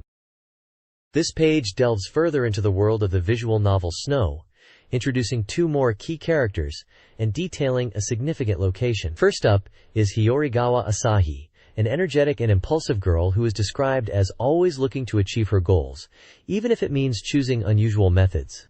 Her notable hobby is listed as evil extermination activity, and she seems to have her sights set on the protagonist. Following her is Kitazato Shigeru, a more grounded and reliable character who prefers to support those around her. She is intelligent, gentle, and well-liked, choosing to live a quiet life in the snowy village. The page also describes the Ryujin Tenshukaku, an old hot spring inn run by the protagonist's aunt, located on a hill overlooking the village and known for its constantly full rooms, confirming it as a central location in the game's setting previously mentioned. Lastly, there's a brief mention of the sub-characters, confirming only Shigeru and Tachibana Maiko have been revealed, leaving their specific roles in the story a mystery for now. The page includes character illustrations showcasing their distinct appearances and personalities. This page introduces Ideographic Comma. We Don't Know True Love Yet, a romance-adventure game from developer Light. Set in a village destined to be submerged by a dam, the story follows the protagonist, Yasunari Kozumi, as he returns for his final high school summer vacation. The game explores themes of revisiting childhood memories, the gap between past and present relationships, and the bittersweet journey from childhood to adulthood. The protagonist, Yasunari, is depicted as a generally decent high school student, if a little unsure of himself. He's drawn back to the village he spent time in as a child, driven by both nostalgia and the impending submersion. Featured alongside him is Kiri Ichimura, a girl with striking long black hair. Kiri is portrayed as introspective and reserved, often hesitant in her interactions, despite being the protagonist's first love interest. The narrative highlights the challenges their personalities bring to their developing relationship, even touching on their first kiss. The concept of memory is also introduced, suggesting something significant is buried within the village that only Yasunari recalls. This is a title from Light that leverages art from Kuseki, focusing on an emotional narrative sure to resonate with players. This page delves further into the characters of Light's moving romance adventure, We Don't Know True Love Yet, continuing the exploration of the game's cast and the central theme of memory. We're introduced to key supporting figures who inhabit the village soon to be lost. Featured here are Hara Hideki, a local high schooler caught in the complex relationships around the protagonist, Ogawa Fuyuko, a university student from the village grappling with innocence and distance, Kurabayashi Natsuha, a spirited childhood friend with feelings she can't quite define, Tada Megumi, Natsuha's older sister whose past bullying experience ties her closely to Kiri, and Kurabayashi Waka, Natsuha's younger brother who looks up to his sister. Each character profile highlights a specific memory, be it regret over past actions, longing for lost youth, the undefined space between friendship and love, being protected, or witnessing a sibling's pain. These personal recollections are presented as eternal treasures left in the heart, emphasizing that the game's narrative weaves together these individual histories and emotions as the village faces its inevitable end. It's clear that understanding the past through these fragmented memories is crucial to the relationships and emotional journey in this title. This page announces the latest work from Key, the developer behind acclaimed romance adventures like Canon and Air. The focus is on their new project, strongly indicated as Clan Aired, based on the featured staff and characters. Key staff listed include scenario writers Jun Maeda, Yuichi Suzumoto and Kai, artist Itaru Hinue, and composers Shinji Orito and Magome Togoshi. The page introduces two characters from the upcoming game. Okazaki Tomoya, described as the protagonist who attends the same school as Furukawa, and Sunohara Yuhei, his bad friend, known for being part of a delinquent duo.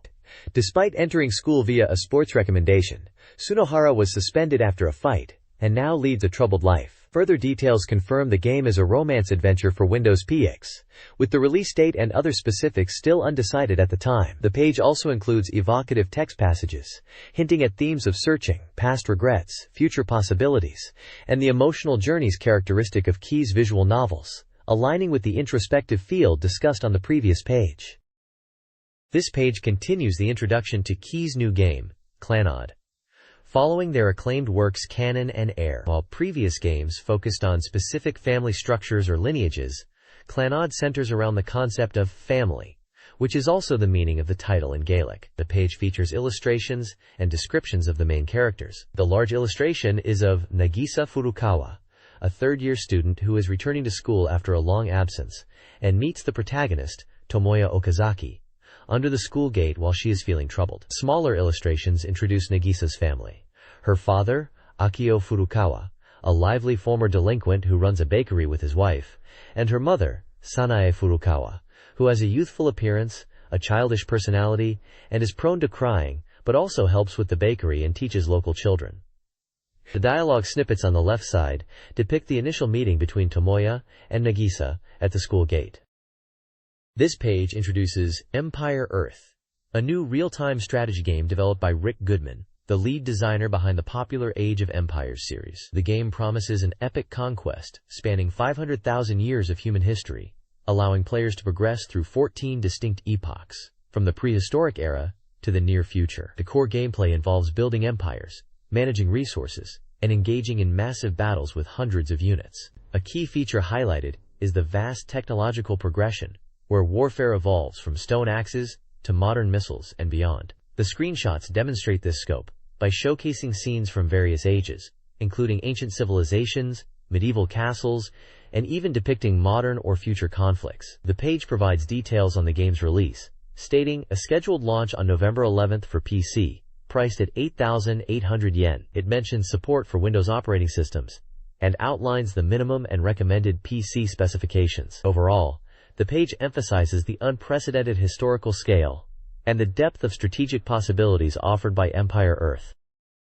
This page continues the coverage of Empire Earth, detailing its core gameplay cycle and highlighting features that set it apart. The game centers around four main activities: exploring resources for stable supply, internal affairs, building and deploying military units, production, developing technology, research, and engaging in battle against enemies. Advancing through the ages is crucial, as technological evolution provides a significant advantage in combat power. The page emphasizes that progressing quickly can be the difference between victory and defeat. A major draw is the sheer number and variety of units, boasting over 200 different types, ranging from primitive humans and medieval cavalry all the way up to futuristic robots and nuclear weaponry. This expansive unit roster is one of the key differences noted when comparing the game to the Age of Empires series. Other unique aspects highlighted include the ability to create and customize your own civilization by allocating bonus points, rather than being limited to preset options. The game also introduces new features, like enhanced zoom functionality using the mouse wheel, support for multiplayer matches with more than 8 players, and improved battle replay options. The page visually reinforces the game's vast historical scope by showcasing images and brief descriptions of various epochs, spanning from the Renaissance through the Industrial, Imperial, World War eras, and into the Atomic, Digital, and Nano ages, covering a remarkable breadth of human history and future possibilities. This page features Nihon Falcom, highlighting their history and introducing a new game. It traces Falcom's legacy back through iconic titles like Xanadu, noted as a cornerstone of the PC game scene from 1985, and YS, a popular action RPG series with many fans, represented here from 1987. The focus then shifts to the present, year 2001, with the reveal of their latest action RPG. Zwei is described as a game where you switch between two protagonists, following in the footsteps of great action RPGs from Japan Falcom. It promises a significant experience, focusing on the characters, story, and world. Screenshots showcase the game's colorful isometric perspective and combat.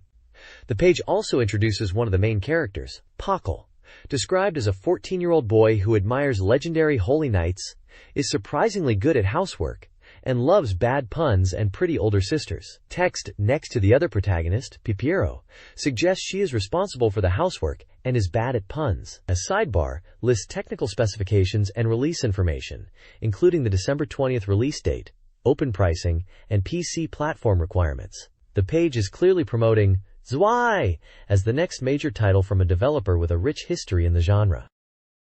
This page continues the reveal of Nihon Falcom's new action RPG, Zwei. Following the introduction of the protagonists, Pockle and Pipiro, it delves deeper into their roles and game mechanics. Pockle is the melee specialist with a sword, while Pipiro excels at ranged magic attacks, and players will switch between them. An interesting feature highlighted is the pet system, where players can raise either a dog or a cat as a companion. These aren't just sidekicks, but are actively involved in the adventure, and the selection screen shows various types available. The page also gives more insight into Pipiro, describing her as someone with immense magical talent but lacking motivation, preferring sweets and nice clothes, often leaning on Pockle. The story, which begins with the two main characters living a peaceful life, takes a turn when they witness an incident. The early progression is detailed through screenshots, showing moments like Pockle waking up Pipiro and Pipiro making food, highlighting their relationship. Later, they attend a class at the church, where they learn about a major past event, encounter a mysterious masked man at a shrine, and embark on a quest to retrieve a stolen goddess statue, spurred on by a reward, especially motivating for the lazy Pipiro. The adventure begins here, promising a mix of lighthearted moments and serious plot developments. This page gives us a glimpse into the world of Zwei, specifically the floating continent of Arges, the setting for Pockle and Pipiro's adventure to retrieve the goddess statue. The world is depicted with beautiful graphics, featuring abundant nature and numerous ruins. At the start of the game, players can freely explore 4 distinct locations: Kayapa Forest, Parvel Garden, Crop Cave, and Kenobi Volcano. Kayapa Forest is described as a deep, maze-like wood, with mysteries hidden within its depths. Crop Cave is a dark cavern, where visibility is limited, making it easy to get lost and necessitating caution against sudden monster attacks. Kenobi Volcano is a fiery region covered in lava, where navigating the path requires care. Lastly, Parvel Garden is a beautiful water garden filled with stone statues, but it's also home to monsters, so watch out. Beyond these initial areas, the fields in Zwei are filled with various mysteries and traps that leverage the environment and topography. Learning how to overcome these challenges is a key part of progressing in the game. The page also introduces a character named Corbett, a cat-like magician who appears in various locations and seems to summon giant monsters, suggesting a connection to the mysterious masked man mentioned previously. These giant bosses are also highlighted as formidable opponents that will appear during the journey. This page is promoting a guidebook for the popular fighting game, Virtua Fighter 4, Vir.B, published by SoftBank Publishing. Featured prominently on the cover is the series' main character, Akira Yuki. The guide is described as a perfect guide, offering complete support for the Vir.B iteration of the game. It promises an easy-to-understand explanation of the system mechanics, including new elements and full coverage of the VF.net service. The guide also features photos of all techniques, detailing move types, commands, attack properties, and damage at a glance. Furthermore, it covers fundamental strategies, from using key techniques and structuring attacks to performing combos. A useful list of counter techniques is also included to help players in competitive matches. The guide is a full-color, 320-page publication priced at 1,600 yen and is advertised as currently on sale. This page is the Dorimaga Cheat Corner, showcasing game tips and tricks submitted by readers. It has a nostalgic feel, celebrating secrets in classic games. Featured here are reader-submitted tricks for Air, Sonic Adventure 2, and Shenmue 2. For Air, there's a handy trick to quickly switch between the music appreciation mode and the CG appreciation mode by pressing the Y button after starting a song in the music player. This saves you the hassle of going back to the main menu. In Sonic Adventure 2, a method for efficient animal collection is highlighted. The trick involves breaking the first container, then the second, but crucially, not collecting the animal from the second container. This sequence allows animals from the third container to appear instantly.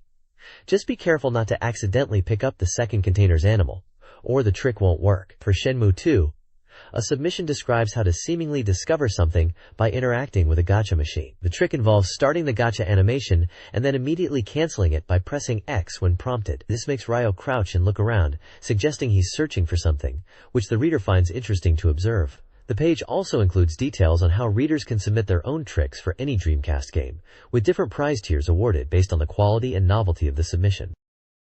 This page introduces a PC adventure game, Kika no Oka de Nekoronde, that is being ported to the Dreamcast. Originally released on PAC in July, the Dreamcast version is set for a winter release. The game follows the protagonist who takes on a ghostwriting job from his uncle and experiences strange events at a place called Kika no Oka. A key feature is the crosslink system, which allows players to predict character actions to influence the branching storyline and deepen the experience. The page highlights the character designs by Sumeragi Yusuke, known for his work on titles like Saturn's Shizen. The cast features a wide range of characters, including a girl with cat ears and the daughter of a hot spring inn owner. Several characters are profiled. Mia, described as a simple girl with cat ears, met at Kika no Oka. Hisame Reika, the pure-hearted daughter of a wealthy family. Yoshikawa Hatsumi, the cheerful daughter of a hot spring inn delivery service owner. Marilo, a foreign student staying at the same inn. Kinuchi Yukiko, the proprietress of the inn. And Kinuchi Yasura, Yukiko's daughter who is shy and observant. There's also a section titled, Service is also packed, featuring illustrations, including characters in swimsuits, suggesting the game contains numerous attractive CGs.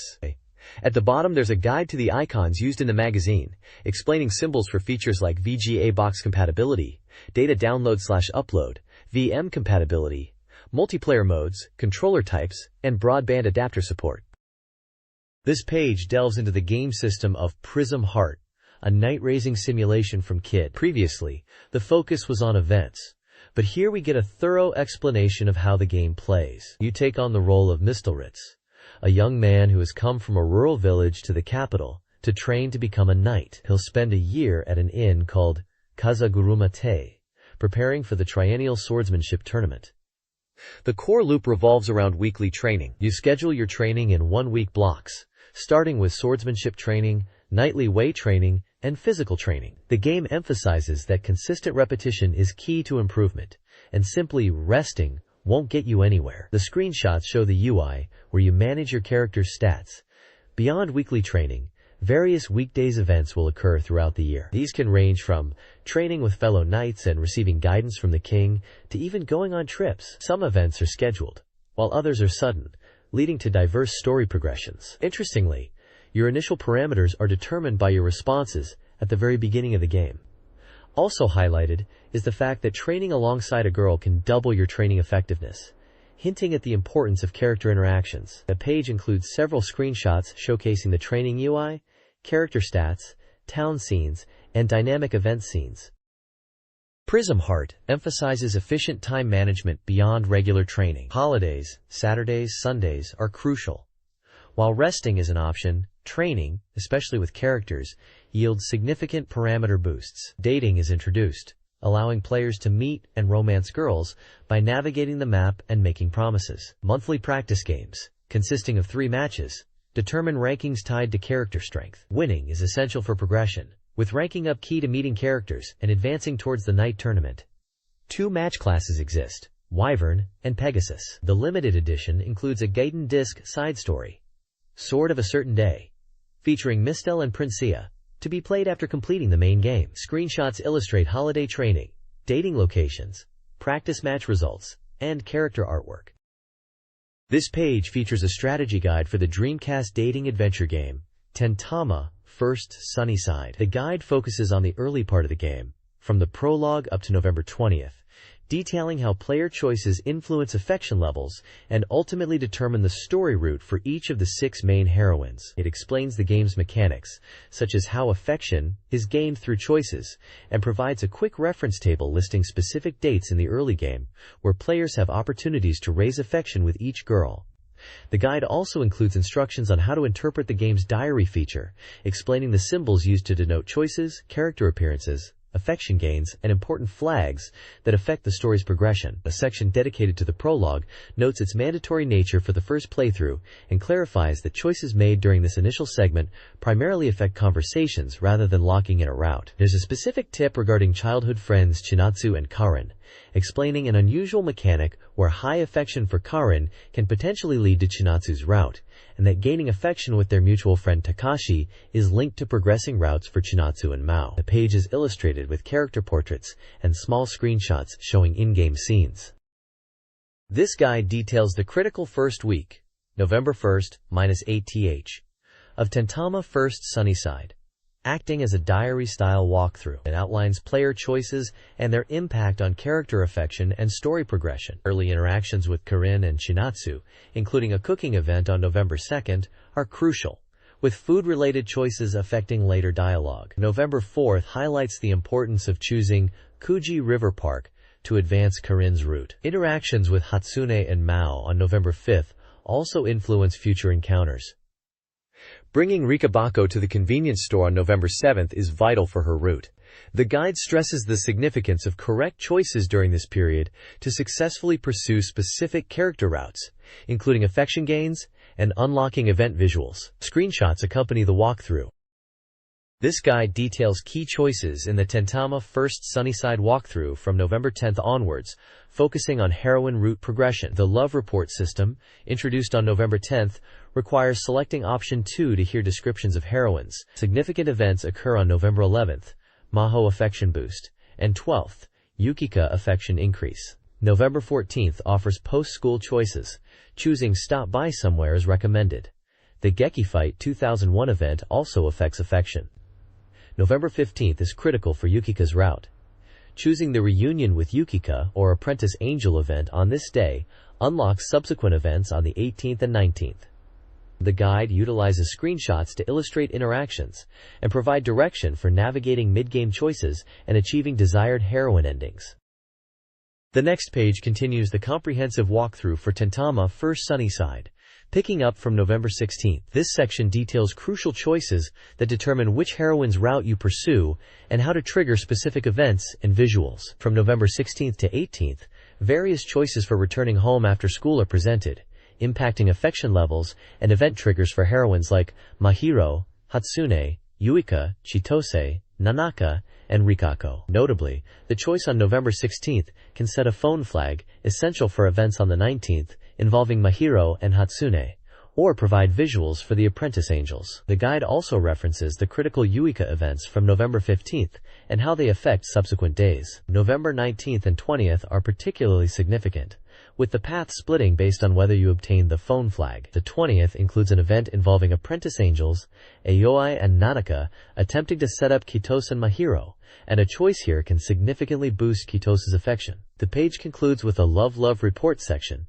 explaining how the content of the Apprentice Angels report changes based on which heroine, Chitose, Hatsune, Mahiro, Yuika, or Rikako, has the highest affection level, and how to unlock a specific Rikako visual by seeing her report. This guide is essential for navigating the mid-to-late game and achieving desired endings.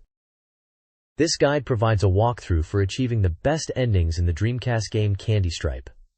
Minarai Tenshi, focusing on the 3 main heroines, Jun, Nozomi, and Yuki. To get the best ending, players must achieve over 80% ability, see a heart with wings symbol, and complete specific link events. Guide breaks down each heroine's route, detailing crucial choices in link events.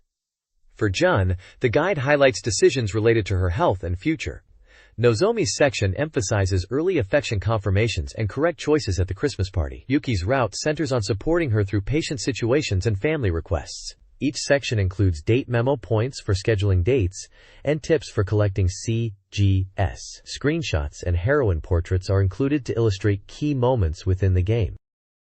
This page serves as a fan page and strategy guide section for Eldorado Gate Volume 7. It kicks off by navigating through the complex Prayer Tower dungeon, highlighting its intricate paths and the use of warp gates for efficient item retrieval and information gathering, noting that even common enemies pose a challenge. Specific boss strategies are provided for Barbell the Great Tower, recommending careful preparation and healing, and for the Oni Godservant, suggesting the use of spells like Reflect All. The page also details hidden areas called the Sealed Land, found in Volumes 6 and 7. Accessible by possessing specific items or cards like the Card of the Bewildered Star or the Prism Line. These areas feature unique boss encounters, requiring tailored party setups to handle threats like the Warrior from Another World and the Destroyer of Rainbows. For players who have cleared the main story, a new post-game dungeon called the Place of Memories is introduced. This area allows players to battle various sub-characters from the game's history, including Marcia. The dungeon changes elemental themes, urging players to adapt their equipment accordingly. The page also teases more hidden content and features a section announcing the results of a character popularity poll in the next issue, alongside some fan art submissions. This page marks the finale of a special project, focusing on the iconic Sega Dreamcast title, Sakura Wars 3. Is Paris Burning? It features a significant interview with Akio Suyama, the esteemed voice actor behind the protagonist, Ichiro Ogami. The article delves into Suyama's experiences, reprising the role for the third main installment, highlighting the unique challenges and joys of not only voicing Ogami in the game, but also portraying him in the series' popular live stage musicals, known as the Caillou shows. Suyama reflects on the distinctive nature of the Sakura Wars franchise, which blends game narrative with live performance, and speaks warmly about the close-knit relationship among the cast members, often describing them as feeling like a family. He touches upon the recording process for Sakura Wars 3, mentioning sessions conducted in Paris, and the scale of the live shows. The page also includes a brief profile on Akio Suyama, listing some of his other notable voice roles across various anime series, showcasing his versatile career beyond the cockpit of the Kubu mech. This is a great look inside the man behind one of the most beloved Dreamcast heroes. This page concludes the special feature on Sakura Wars 3, Is Paris Burning? With Akio Suyama, the voice actor for Ichiro Ogami. Suyama shares more insights into his experience, discussing the challenge of portraying Ogami's growth and maturity throughout the series, especially in Paris. He highlights specific scenes in Sakura Wars 3 that stood out, noting the comedic moments and the demands of voicing the player character, who needs to be both relatable and capable of leading the diverse Paris combat review. The page also includes a brief history of the Sakura Wars series, showcasing the evolution from the original game through Sakura Wars 2, Thou Shalt Not Die, Sakura Wars 3, and teasing the upcoming Sakura Wars 4. This visual timeline, featuring artwork and screenshots, underlines the series' rich narrative and character development. Suyama touches upon the unique gameplay blend of adventure and simulation, expressing his enjoyment and anticipation for future installments. There's also a standard magazine giveaway promotion for signed merchandise. This page shifts focus to promoting the upcoming Sakura Wars movie, titled Sakura Taisen Katsudo Shashin. The main call to action is the Katsudo Orai, movie alright campaign, encouraging fans to become publicity reporters and drum up excitement for the film's release. The goal is simple: make the movie a huge hit. The page then dives into the visual highlights, showcasing both concept art and CG models. There's a fun quiz asking readers to guess what Orihime might say before eating a dango, sweet dumpling, tied to an image of her and Sumair at a dango shop in Asakusa. The impressive mecha CG is featured, detailing the Eisenkite units used by the combat reviews and the powerful underground bullet train, the Raikugao, lightning flash. The text notes interesting details, like the meaning of Eisenkite, iron dress in German, and the paint schemes for Orihime and Lenny's units. Further sections display beautiful background art of real-world locations like Asakusa's Sensoji Temple and Nakamisadori Street, showing the detailed traditional art used alongside the CG. Character concept art is also included, such as designs for Ratchet and members of the Hanagumi, Flower Division, in special New Year's attire, hinting at scenes and settings from the film. The page is a vibrant look at the diverse artistic styles coming together in the movie, aiming to get fans excited by showing off key elements and involving them in the promotional effort. This page is the 8th volume of the fan magazine, Oh Hanamaga, dedicated to Sakura Wars. It kicks off with a special feature celebrating Oriheim's birthday and building on the previous page's reveal of the Eisenkleid mecha, focusing on the petite versions of Oriheim and Legani. The page features fan submissions, showcasing charming illustrations from readers across Japan depicting characters like Oriheim, Sumair, Lemeni, Ratchet, and Maria, highlighting the strong connection fans have with the Imperial and Paris combat reviews. The main event here is the reveal of new details for Sakura Taisen GB2, Thunderbolt Operation for Game Boy Color and Game Boy Advance. Set for a December 6th release, this dramatic RPG utilizes a 2D field system where enemies are visible, and delves into the story surrounding the sunken Mikasa battleship. Concept art for the game's mecha and items, such as a dedicated item carrier for the Kubu units, is also previewed. Additionally, the page mentions that the dramatic card game PR cards are included, with 3 being packaged. For collectors, the first print limited edition comes with a stylish black pouch designed specifically for the Game Boy Color, emblazoned with the Sakura Wars logo. The page also notes an upcoming release of an art and setting material collection for Sakura Taisen 3. Is Paris burning? This page dives into the world of Sakura Taisen Online, specifically covering the Imperial Capital's Long Days Paris's Elegant Days version. This online game, built on the experience of Open Dice, aims to connect Sakura Wars fans across Japan, bringing together the beloved characters from both the Imperial Capital and Paris combat reviews. The article highlights features like your personal My Room, which appears to be a customizable space, and meeting spots like Central Park and the Eiffel Tower, where you can rendezvous with partner characters. You can choose your favorite characters from the Imperial and Paris combat reviews to be your partner. Gameplay is centered around various play spots scattered throughout the virtual city. Screenshots show popular games like Mahjong and poker being played with Sakura Wars characters. The piece also touches upon the matching system and mentions a special limited edition gift of rare goods from the Tokyo Game Show. It emphasizes the social aspect, allowing players to chat while enjoying the games and connecting with other fans. This looks like a great way for fans to interact in the Sakura Wars universe.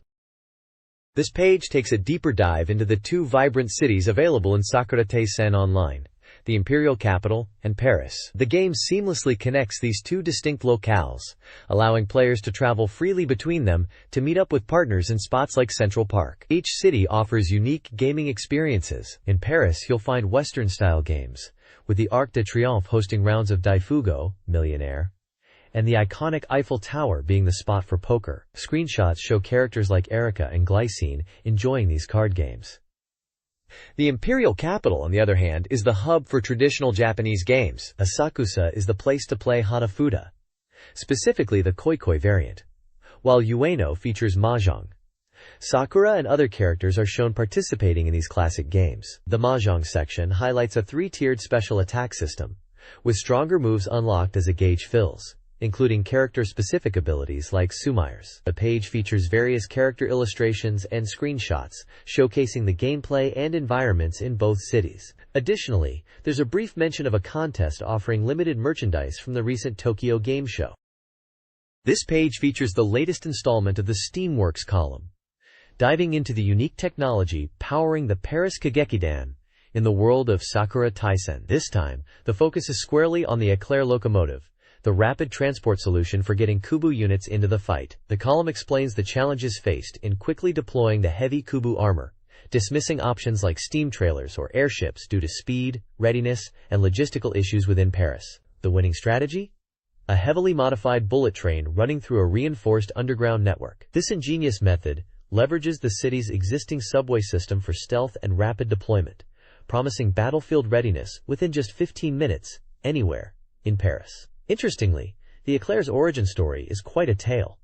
It wasn't purpose-built from scratch, but evolved from a discarded French transcontinental train project. The Paris Kagekidan's Chanoa maintenance team saw the potential in the abandoned tech, and under the guidance of Jean Schleot, developed it into the high-speed locomotive needed. The primary requirement for the Eclair was, fittingly, pure speed.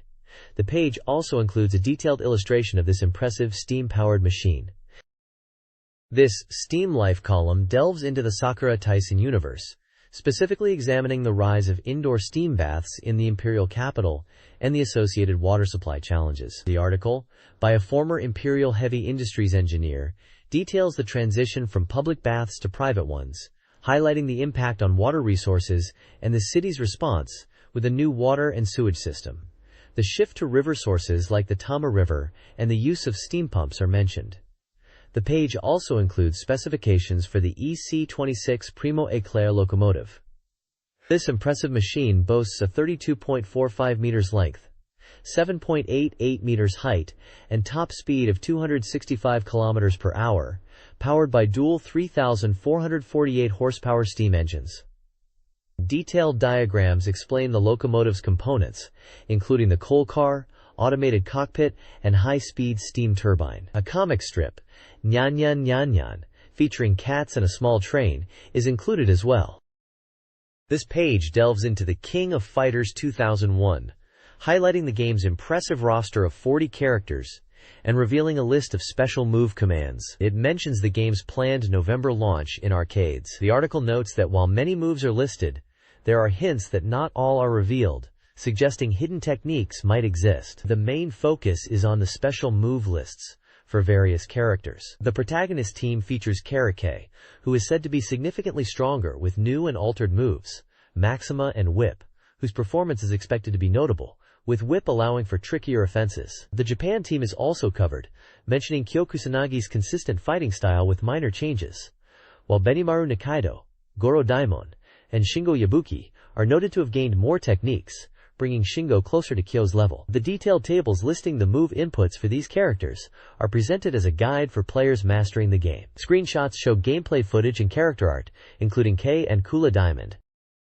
This page delves further into the King of Fighters 2001, continuing the detailed breakdown of character abilities with comprehensive move lists for several key teams. We see the commands for the Iori team, featuring Iori Yagami, whose signature moves like Orochi Nagi gain new properties allowing cancels, alongside a strengthened Vanessa, and Ramon and Seth, who have received new tactical options. The Fatal Fury team section covers Terry Bogard and Bai Bogard, Joe Higashi, and Blue Mary. While the men largely maintain their familiar fighting styles with minor tweaks, Blue Mary has undergone substantial changes that significantly alter her tactical approach. Finally, the Kyokugen Ryu team showcases Ryo Sakazaki, Robert Garcia, Takuma Sakazaki, and Yuri Sakazaki. Ryo and Yuri benefit from improved special moves, though Takuma sees a reduction in his normal attack power. Notably, Robert Garcia's input system has been updated, moving away from charge commands to standard inputs for certain techniques. Each character's special and super moves, complete with button inputs, are presented in detailed tables for players to study. This page continues the deep dive into the King of Fighters 2001 characters, focusing on several more prominent teams. First up is the Ikari Warriors team, featuring Leona Heidern, Ralph Jones, Clark Still, and Heidern. The reviewer notes that Leona's special moves are stronger, but her normal attacks have been weakened. Ralph and Clark are largely unchanged, while Heidern is considered easier to use, adding to the team's stability. Detailed move lists are presented for each character, outlining their special and super techniques. Next, under the Women Fighters team heading, we see breakdowns for King, Mai Shiranui, Hinako Shijo, and Li Xiangfei. The commentary suggests that King's specific adjustments haven't been favorable, but both Mai and Hinako seem to have gained strength. King's special moves are highlighted as being easier to execute, making her feel revived. Li Xiangfei is also mentioned as a character of note. Again, comprehensive tables list the button inputs for their various attacks and special moves. Finally, the Psycho Soldier team is covered, including Athena Asamiya, Shikenso, Chin, Gensai, and Bao. The review indicates that chaining combos is now simpler, and damage output has improved for this team. Athena's psychic abilities are highlighted as being strongly revived, and Kensu's power-up is described as significant. Chin is noted as being a bit trickier to handle. Move lists detailing their techniques and command inputs are provided for each member of the team. This breakdown of characters from the King of Fighters 2001 covers the Korean team and members of the Nests team. The Korean team, consisting of Kim Kafwan, Cheng Kohan, Choi Baojae, and Mei Lee, are described with notes on their playstyles and move lists. Kim remains defensively strong, changes specials have command inputs, and Choi stays consistent. Mei Li's stance changes are highlighted, including limitations in her hero stance. The Nest's team features Kula Diamond, K9999, Foxy, and Angel. Kula is powered up. K9999 has limited special moves, and Foxy uses long-range specials. Angel's unique Unchain system is explained in detail. Unchain allows for a flow of linkage, circle, and finish moves. The circle combo enables chaining up to 6 circle techniques in a circular flow. Finish techniques follow most circle techniques, but some are exclusive to the end of a combo. This page features an in-depth look at advanced techniques in Virtua Fighter 4. The article focuses on using wall hits effectively, explaining the difference between weak and strong wall hits, and how to capitalize on the brief defenseless state after a weak hit. Screenshots illustrate setups leading to combos or mix-ups after a wall hit. Another section details how to counter opponents who frequently use evasive maneuvers like breakfalls. Ukemi. It highlights the importance of using tracking or rotational attacks that cover a wide area, making it difficult for the opponent to escape or retaliate. It mentions specific characters like Sarah and Vanessa, and provides examples of effective tracking moves. Finally, there is a point section dedicated to effective strategies for the character Pei Chan. It outlines her strong options for dealing with breakfalls, including specific counter-hit setups and combo possibilities. The article also touches on how to adjust Pei's combos based on the opponent's weight class. Screenshots show examples of these pain strategies in action, demonstrating hit confirmations and combo extensions. The overall tone is instructional, aiming to provide players with actionable tactics to improve their game.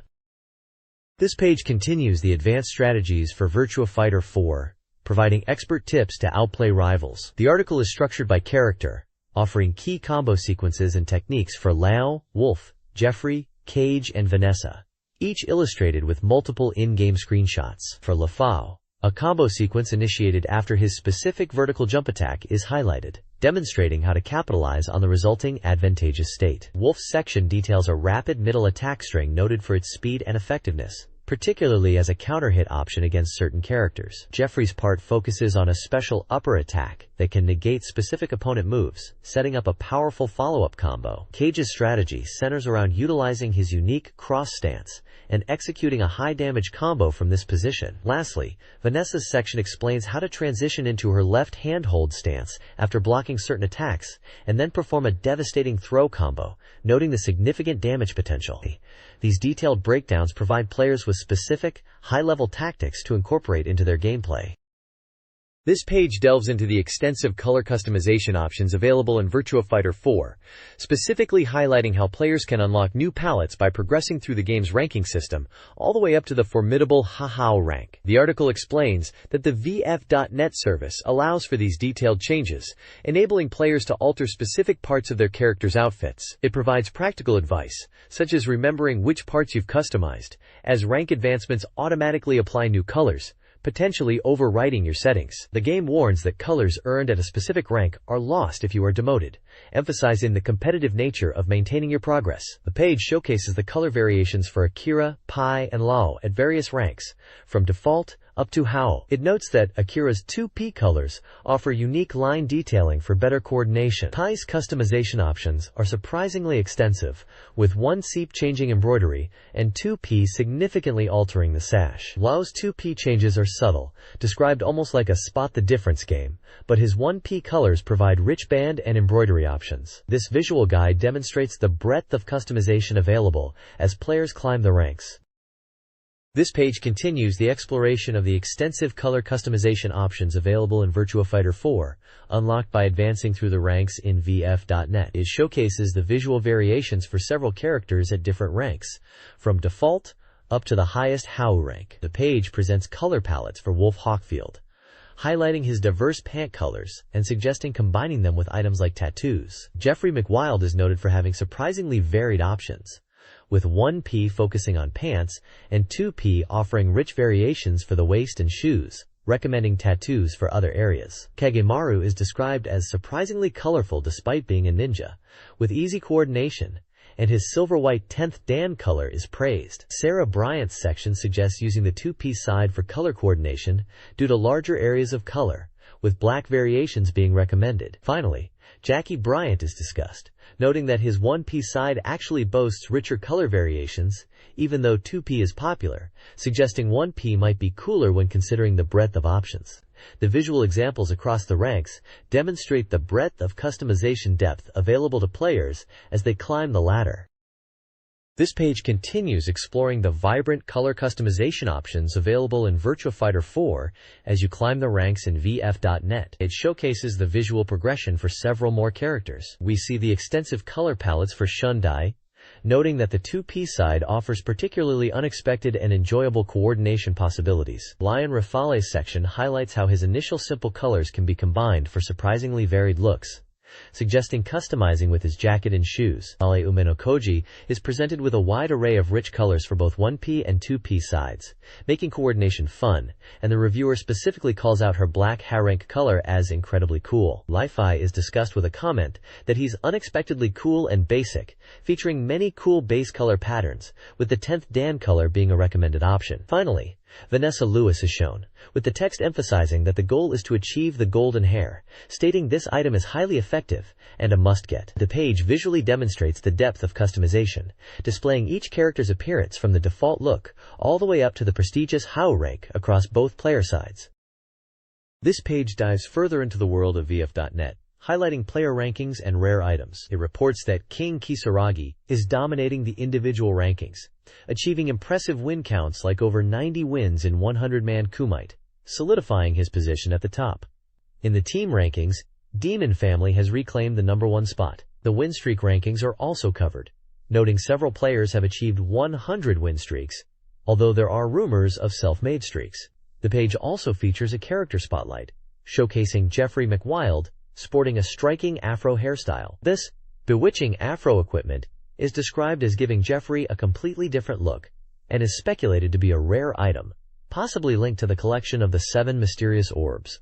A scoop section reveals that gathering all 7 of these orbs awards the player a super rare item, emphasizing the value of this achievement in the game. The content is based on data from October 31st Street.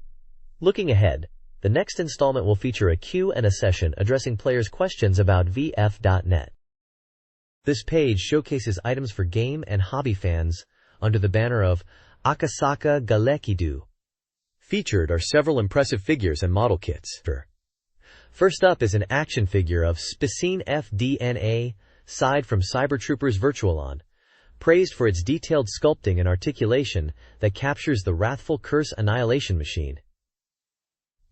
Next, we see adorable pre-painted figures of Trombone and the Servbots from Mega Man Legends. The text highlights their cute appearance and the charming expressions of the Servbots. The Mazinger 1901 series presents unique, reborn versions of Mazinger and Aphrodite figures. Sculpted by renowned artists, these figures blend the original silhouettes with a 1950s-esque steampunk aesthetic, creating a strangely captivating charm. For collectors of small toys, the Penguin's Lunch Biscuit candy toys offer various Antarctic penguins, suggesting it's fun to collect a whole colony. Fans of mecha models can admire the master-grade God Gundam plastic kit from Odd Gundam. The kit is designed to fully recreate dynamic poses from the anime, even hinting at the legendary Master Asia. Finally, the page features resin cast kits of 2 idol characters, Mizuki Takase and Asahi Sakurai, from Comic Party. Described as having a lively atmosphere different from their usual look, these figures are a highlight for resin kit enthusiasts. The page also briefly notes the toy industry is active heading into the Christmas season, pondering if adults have decided on their gifts. This page highlights a variety of collectibles for enthusiasts. Kamen Rider fans will enjoy detailed real-action heroes, figures of Takeshi Hongo, Kazuya Taki, and a deluxe Ichigo. For mecha lovers, the page showcases the soul of Chogokin GX06 Getter Roboset, and a Huckabine model kit from Super Robot Wars. A unique collection of Mystery Museum and convenience store candy toys, featuring strange creatures and oddities, is also presented. Finally, the Zoids series takes center stage, with plastic models and action figures like the Berserk Führer, Mad Thunder, and Liger Zero, emphasizing the line's enduring appeal and blend of classic and modern designs. This page features a chapter from the manga series Guru Guru Creature, titled Chapter 57, Battle Against Nature. The left side introduces the main characters. Guru Guru, a young aspiring scientist. Human face, Aoi, a creature with a face on its chest, who acts as his assistant. Usagi, an intelligent rabbit-like creature. And Otakun, a reptile creature known for causing trouble. The comic panels depict the characters caught in a thunderstorm. They attempt to hide under a tree, which is then struck by lightning. Realizing their mistake, they try to escape across an open area, only to be targeted by more lightning, with Otakun hilariously taking a direct hit. It's a short, humorous comic strip showcasing the antics of these original characters within the magazine's editorial content. The next page continues the Guru Creature manga, picking up directly from the thunderstorm situation on the previous page. The characters are in a panic, trying to figure out what to do. Guru and Human Face Baroi decide they will carry Mochi-Kun and Dandy-kun while making a dash for safety. However, their escape is complicated by Otakun, who seems to be acting like a literal lightning rod, repeatedly attracting bolts of lightning in a humorous display of bad luck. The manga panel dialogue captures their frantic reactions and Otakun's unfortunate plight, culminating in a remark about him turning into a lightning rod. On the right side of the page, character profiles are provided for 3 creatures. Mochi-Kun, a gastropod-type creature described as a patient hard worker. Dandy-kun, a crustacean-type creature who looks tough but is surprisingly fragile and shy. And Bashikin-kun, which appears to be another name or form for Otakun based on the manga, a glasses-type creature that helps wearers see better and communicate. The page also includes a small fan art contribution from a reader named Ruka. The November 23, 2001, issue of Weekly Suppression 2, priced at 420 yen, offered a wealth of content. A major focus was RPG Rush, a special featuring upcoming RPG titles like Xenosaga Episode N and Wild Arms Advanced 3rd, plus a historical overview. News on Dokodemo Isho, including coverage of the Dokodemo Isho Festival, was also included. The issue provided release updates on games such as Dragon Quest IV, Legaia 2, Tokimeki Memorial 3, and Dynasty Warriors 3. It also advertised an autograph session with Akemi Takada for her art book. Finally, the magazine detailed SoftBank's strategy guide lineup, covering games such as Virtua Fighter 4 and Ace Combat 04, with prices and platforms listed. This page features Dream Mama's compatibility fortune-telling, covering the period from November 9th to November 22nd. The core of the page is a unique take on horoscopes, focusing on character compatibility. The main feature highlights Roberia Karurini from Sakura Wars 3, Is Paris Burning?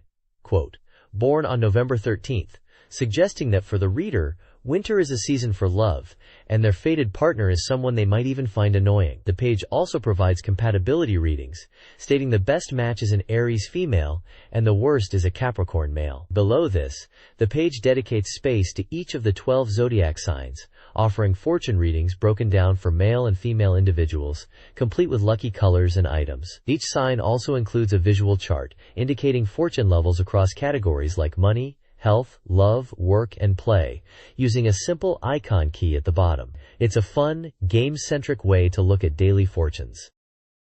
This page features a reader present campaign and a preview of the next issue. For the presents, readers could enter a lottery by completing a survey, with prizes including various game software for Dreamcast, PlayStation 2, Game Boy Advance, and GameCube, released by November 22, 2001. Other prizes included action figures from Cyber Troopers, Virtualon Oratorio Tangram, Retro Beep, and original Dorimaga t-shirts with unique illustrations, and a desktop accessory pack featuring voice actress Mayumi Izuka. They were also giving away telephone cards featuring the cover art from the Dreamcast visual novel Canaria Sora wa Chisana Koi no Uta. The deadline to enter was November 22, 2001. The page also previews the upcoming issue, teasing a super large volume edition releasing on November 22nd as the December 14th issue.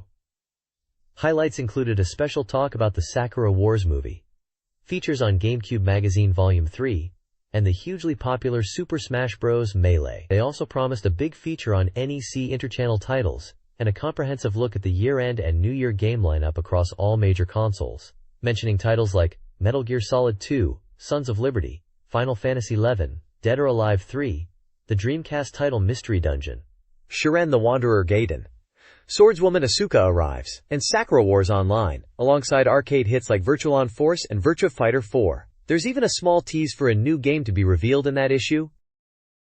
This page features a detailed look at the brand new action RPG from Falcom, titled Swai, set for release on December 20th for Windows PCs. Falcom, the acclaimed developer behind classics like YS and Brandish, is poised to carve a new chapter in action RPG history with this title. The game's visuals showcase vibrant environments, from lush landscapes with mountains and sky islands to fiery volcanic areas, hinting at a diverse world to explore. Screenshots highlight the top-down action gameplay, featuring player characters battling various monsters and solving environmental puzzles. The game emphasizes dynamic combat, allowing players to quickly switch between characters with different combat styles and utilize critical hits through timing-based attacks. It also highlights unique elements like attribute mechanics for damage and healing, intriguing puzzles, and promises appearances from large, impressive bosses, a Falcom hallmark. The artwork features the game's main protagonists, two cheerful characters accompanied by a cute cat or dog, suggesting a partnership dynamic. A unique aspect mentioned is the pet system, where your animal companion assists you. For early buyers, the game offers several enticing first-run bonuses, including an original soundtrack, CD, AYS Healing, audio CD featuring arrangements from the YS series, and a special durable metallic box for the game. There's also a separate campaign mentioned for PC game purchases, where buying eligible Falcom PC games could net you a special mousepad. The page directs readers to the Falcom website for more details and updates. This page highlights the massive positive impact Xbox made at the Tokyo Game Show.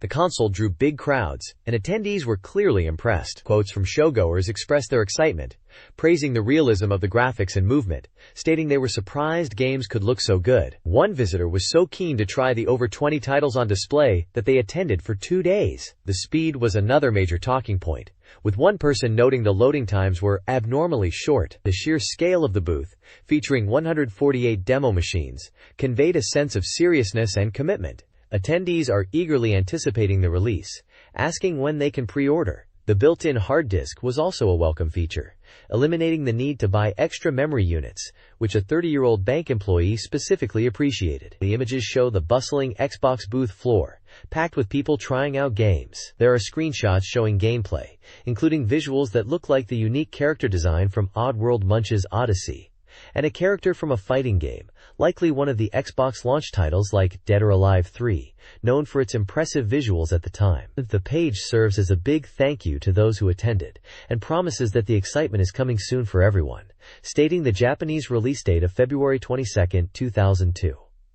The right vertical panel provides standard magazine details, including the issue date, volume number, and price.